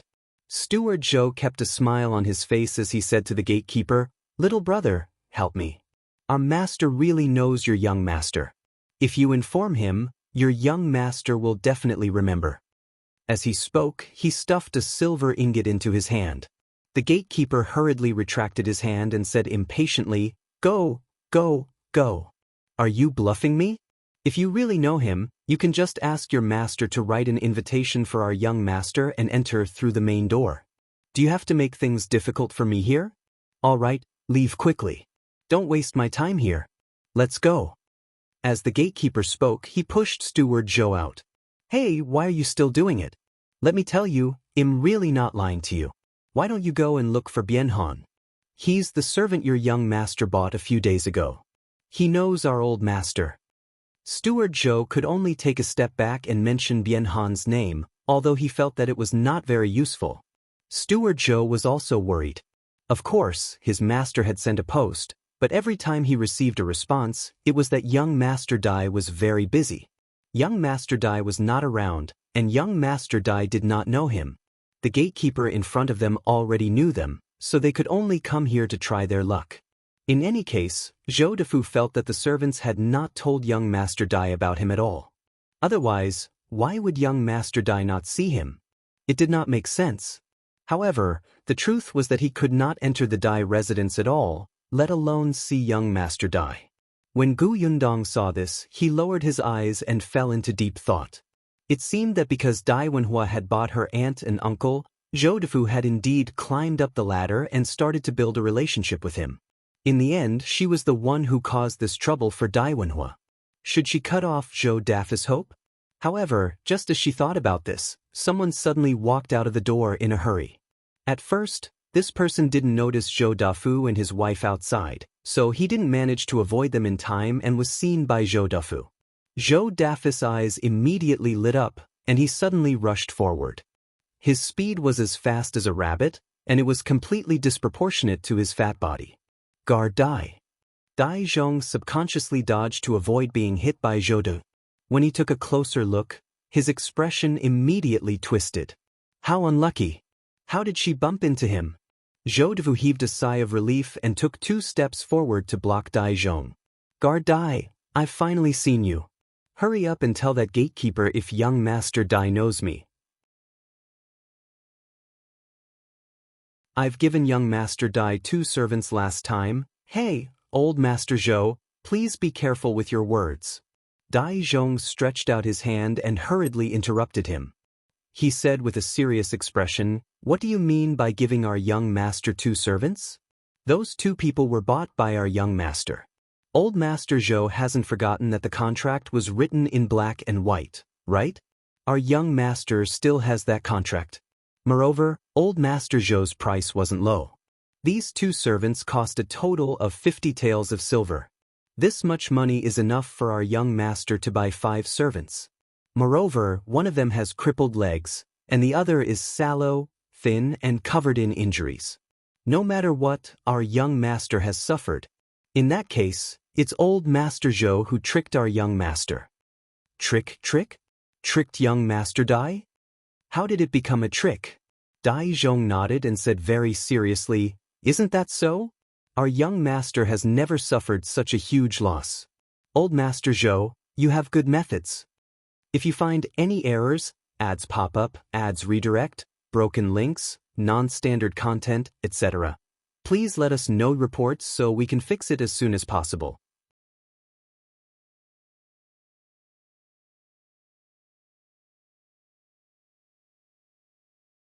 Chapter 877. She's still stupid as a pig. Gu Yundong did not know that Dai Zhong was such a good talker. He immediately covered his mouth and laughed. Tong Shuitao whispered in her ear, "Miss, old Master Zhou is about to die of anger." Serves him right. He still wants to use what happened that day to get involved with the Dai family. If it's really that easy, he can forget about being the prefecture magistrate. On the other side, Zhou Dafu and Steward Zhou were stunned. How could this happen? Although he had received 50 taels of silver, he only thought that Dai Wenhuo was generous. Moreover, he had made Bian Han sound so powerful as if he was thirsty for talent, who had not spent a lot of money for something they loved. 50 taels of silver was nothing. How could he know that Dai Wenhuo had given him the 50 taels and was still waiting for him to reduce the money? As for the contract, he clearly said that he signed it so that no one would criticize him. Why had it become evidence that they were done with each other? Dai Zhong snorted coldly. "It's just a normal transaction. I hope old Master Zhou doesn't think too much." With that, he turned around and left. The gatekeeper had also heard the gist of it. Since Guardian Dai Zhong had said so, he was certain that the 2 of them had nothing to do with the young master. Therefore, he turned around and closed the door with a bang. Zhou Dafu looked at the closed door in a daze and finally gave up on his fantasies. Dai Wenhuo really didn't like him. His face instantly turned ferocious. He raised his leg and kicked the wall beside him. Steward Zhou turned pale with fright and hurriedly pulled Zhou Dafu back a few steps. Master, you must calm down. If this wall is broken, the prefecture magistrate will probably blame us later. We don't have a backer in the Xuanhe prefecture. Zhou Dafu's face was ashen as he panted heavily. Dai Wenhuo, how dare he scheme against me? Steward Zhou almost covered his mouth again. When he heard that, he immediately pulled Zhou Dafu to the side. Master, actually, I think that perhaps this can't be completely blamed on young Master Dai. I think that it might be that the Bien couple who spoke ill of our residence in front of young Master Dai. The two of them suffered in the Zhou residence, so they have to take revenge. The best way is to make young Master Dai have a problem with you. Zhou Dafu frowned and felt that it made sense. Then he remembered that it was concubine Gu who caused Bien Han to hate the Zhou mansion. He gnashed his teeth. Gu Qiuyue is such a bitch. If she had treated her sister and brother-in-law better, we could have made use of this relationship to bond with Master Dai. But she is as stupid as a pig. Steward Zhou was speechless. He suddenly slapped his mouth. Who told you to speak so quickly and mention something you shouldn't have? He quickly changed the topic and said, Master, what should we do now? What else can we do? Go back? Zhou Dafu turned around and walked back angrily. Gu Yundong came out from the corner. Let's go and follow them. Yes, my lady. The carriage was too big of a target, so Tong Shuitao knocked on the back door of the Dai residence and asked the gatekeeper to help look after the carriage. The gatekeeper knew Gu Yundong and immediately agreed. Gu Yundong and Zhou Dafu followed. Initially, they thought that Zhou Dafu would return to the residence directly. They did not know what Steward Zhou had said, but when they reached the entrance of the tea house that Gu Yundong had gone to, the two of them suddenly turned around and entered. Gu Yundong looked up. After hesitating for a moment, she lowered her head slightly and went upstairs. If you find any errors, ads pop up, ads redirect, broken links, non-standard content, etc., please let us know reports so we can fix it as soon as possible.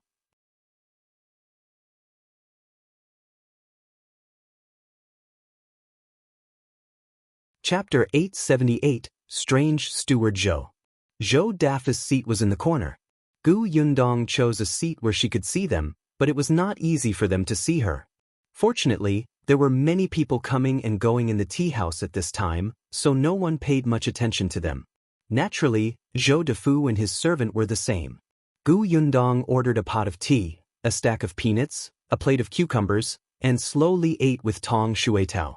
There were even storytellers in the tea house. With a clap of the wooden stick, their voices were raised and immediately received cheers from the entire hall. Gu Yundong had never heard of it before and was a little curious.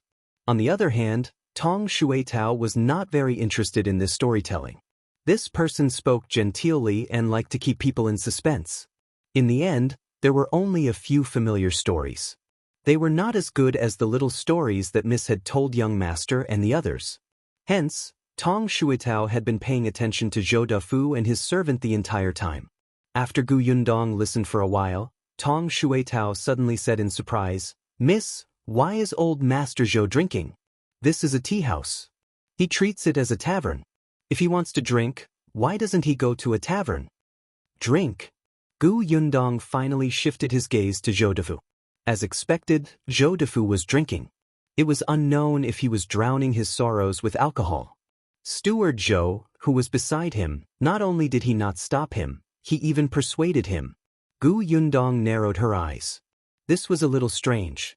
There was also wine in the tea house, but it was suitable for drinking a few cups.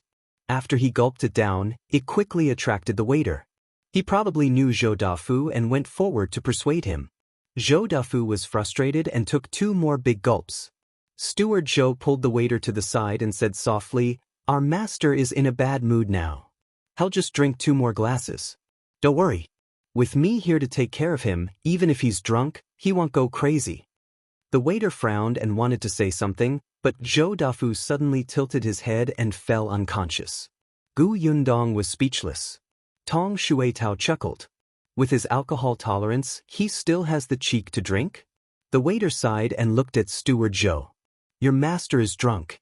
It's better to send him back first. At least it was as he had said and they did not make a fuss. Steward Zhou immediately nodded. Don't worry, I'll help him back now. As he spoke, he grabbed his arm and placed it on her shoulder. He slowly stood up and failed. After trying twice, Steward Zhou knelt back down. He laughed dryly at the waiter, who hurriedly said, I'll help your master back with you. Steward Zhou refused without hesitation. No need, no need. You see, there are many guests now and you're very busy. There are still guests calling you over. How about this? I'll go back and get someone to come over immediately. The Zhou mansion isn't far away. I'll be back soon. Before the waiter could say anything, he had already gone downstairs. Tong Shuitao was dumbfounded. She said softly, Miss, what exactly is Steward Zhou doing? Why do I feel that something is wrong? He just left old Master Zhou there and ran off. Doesn't he care? Isn't he afraid that something will happen? Gu Yundong also found it very strange. She got up and walked to the window, looking down. Steward Zhou had just run out of the tea house and even turned to look upstairs. Gu Yundong hurriedly retracted her head and waited for Steward Zhou to run away before looking over again. But strangely, Steward Zhou was indeed running in the direction of the Zhou mansion.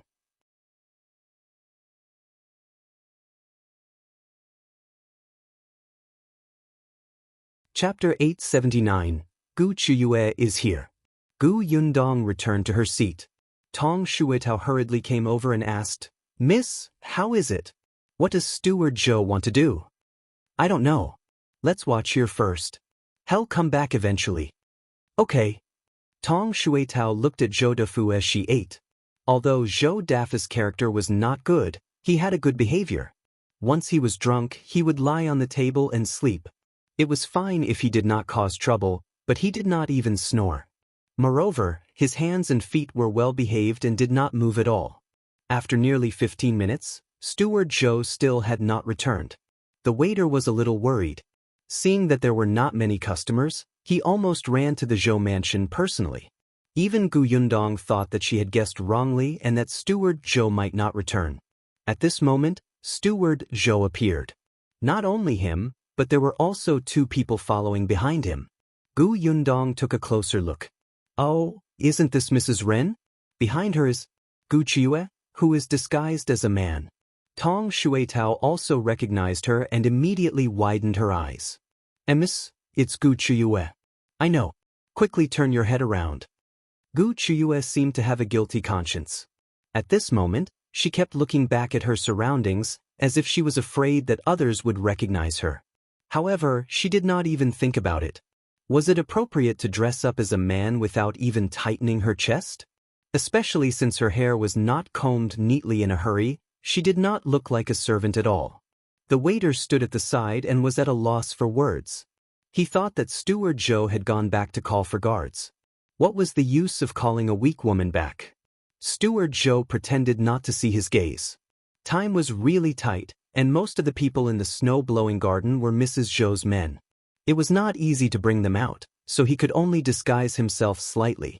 Although Qiuyue was a woman, she was stronger than most ladies and madams. At least, she was better than Mrs. Ren, who was old and frail. Therefore, even though Zhou Dafu was slightly plump, she and Steward Zhou supported him from both sides. There was also Mrs. Ren behind him, so there was no big problem. It was just a little strenuous. The waiter was also trembling in fear, afraid that the two of them would drop old Master Zhou, especially when they went downstairs. He had been leading the way. It was not until the two of them walked out of the tea house that the waiter heaved a sigh of relief. Gu Yundong, who was on the second floor, was deep in thought.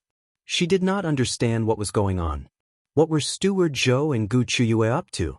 Since he wanted to send the drunk old Master Zhou back, Steward Zhou could have just found the concierge.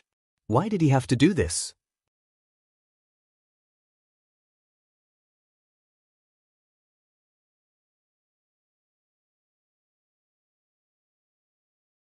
Chapter 80, Gu Yundong is stunned. They were about to arrive at the Zhou mansion, but they actually passed through the door and did not enter? It couldn't be that they really wanted to kill him like Tong Shuitao had said, right? These three people weren't that stupid, right? Gu Yundong and Tong Shuitao looked at each other but still followed. After turning a corner, they saw a building. Was this an inn? At this moment, Steward Zhou and the others were helping Zhou Dafu into the inn. Gu Yundong's brows were tightly knitted as she followed them in. The inn was not very big, but there were still many guests. Half of the lobby on the first floor was occupied. But Zhou Dafu and the others went to the second floor. Now that no one was going up to the second floor, Gu Yundong could not go up rashly. Otherwise, it would be easy to be discovered. She could only find a seat and sit down. After a moment, she said to Tong Xuetao, "Follow behind that guest and see what they're doing on the second floor. Be careful not to expose yourself." Mrs. Ren and the others had seen Gu Yundong before and were very familiar with him. They did not have much impression of Tong Xuetao. The latter nodded and immediately stood up, following behind the two customers who had just booked a room at the counter. She had just gone up the stairs when she saw Mrs. Ren in the corner. Only Mrs. Ren stood at the door like a god. Her face was dark, and no one dared to approach her. Tong Xuetao took a look and stopped looking. She quietly went down again. When she told Gu Yundong, the latter frowned. "Have you looked carefully? Is mother alone at the door?" "Yes, the room they booked is in the corner. There's no one else beside Mrs. Ren." Gu Yundong stroked her chin. "Mrs. Ren is at the door. There's only Old Master Zhou, Steward Zhou, and Gu Qiuyue in the room. What are the three of them doing inside?" "Oh, Old Master Zhou is still drunk." Tong Xuetao also looked very troubled and was thinking. Gu Yundong suddenly reacted after hearing her words. She gently clapped her hands. "Yes, you're right. Old Master Zhou is drunk. So strictly speaking, there's only Steward Zhou and Gu Qiuyue in the room. What are the two of them doing alone in the room?" Gu Yundong's eyes widened as she spoke. "No, it can't be, right? Can't be what I think, right? Miss, what did you think of?" As soon as Tong Xuetao saw her expression, she knew that Miss must have thought it through. As expected, Miss was smart. She couldn't understand what they were trying to do. Gu Yundong clasped her hands and lowered her voice. "Peach, do you still remember what I told you last time? Zhou Dafu only has one child. You said that he has a beautiful wife and many concubines, but he only has one son after so many years."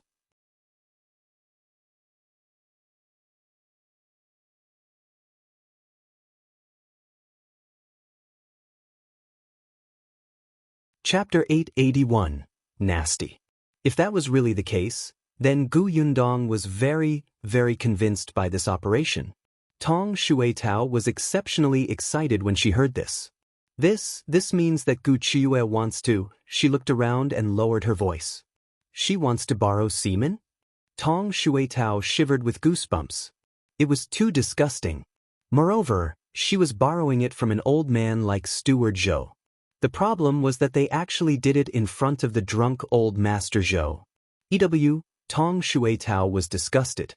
No wonder Steward Zhou wanted to get Old Master Zhou drunk. No wonder he rushed back and brought Gu Qiuyue over.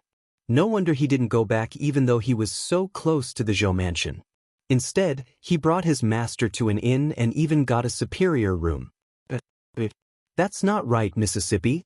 Then why did he bring Old Master Zhou into the room? When Gu Qiuyue is pregnant, can't she just say that Old Master Zhou is the father? Gu Yundong said, Zhou Dafu hated Gu Qiuyue during this period of time. Why would he touch her? That's why he had to be drunk. When he wakes up the next day and sees himself sleeping with Gu Qiuyue, he will definitely think that something happened between the two of them. When she gets pregnant a month later, will Zhou Dafu suspect that the child is not his? He will probably be overjoyed, right? I'm afraid Gu Qiuyue has already calculated the date. There were still many people who did not understand the danger and safety period, especially among the commoners. Pregnancy was completely up to fate. However, many wealthy families had already figured out the pattern, especially those who were old. Mrs. Ren was probably one of them, which was why she chose such a date. The probability of Gu Qiuyue getting pregnant today was very high. Tong Xuetao was extremely excited when she heard this. She immediately wanted to stand up. Then, miss, what are we waiting for? Let's catch them in the act? Now that we've caught them in the act, Old Master Zhou will definitely not let them off. Coincidentally, these three people have a grudge against us. Now we can clean up the mess. What's the hurry? Gu Yundong glanced at her. You said it yourself. There are 3 of them, and Zhou Dafu is drunk and unconscious. The outcome might not be beneficial to us. There's no need for us to get into trouble. If Gu Qiuyue bites back later, we won't be able to get it off. Who knew if Gu Qiuyue would drag her down with her? It would be best if she had a companion along the way. Then what should we do? Are we just going to ignore it? Tong Shuetao was a little anxious.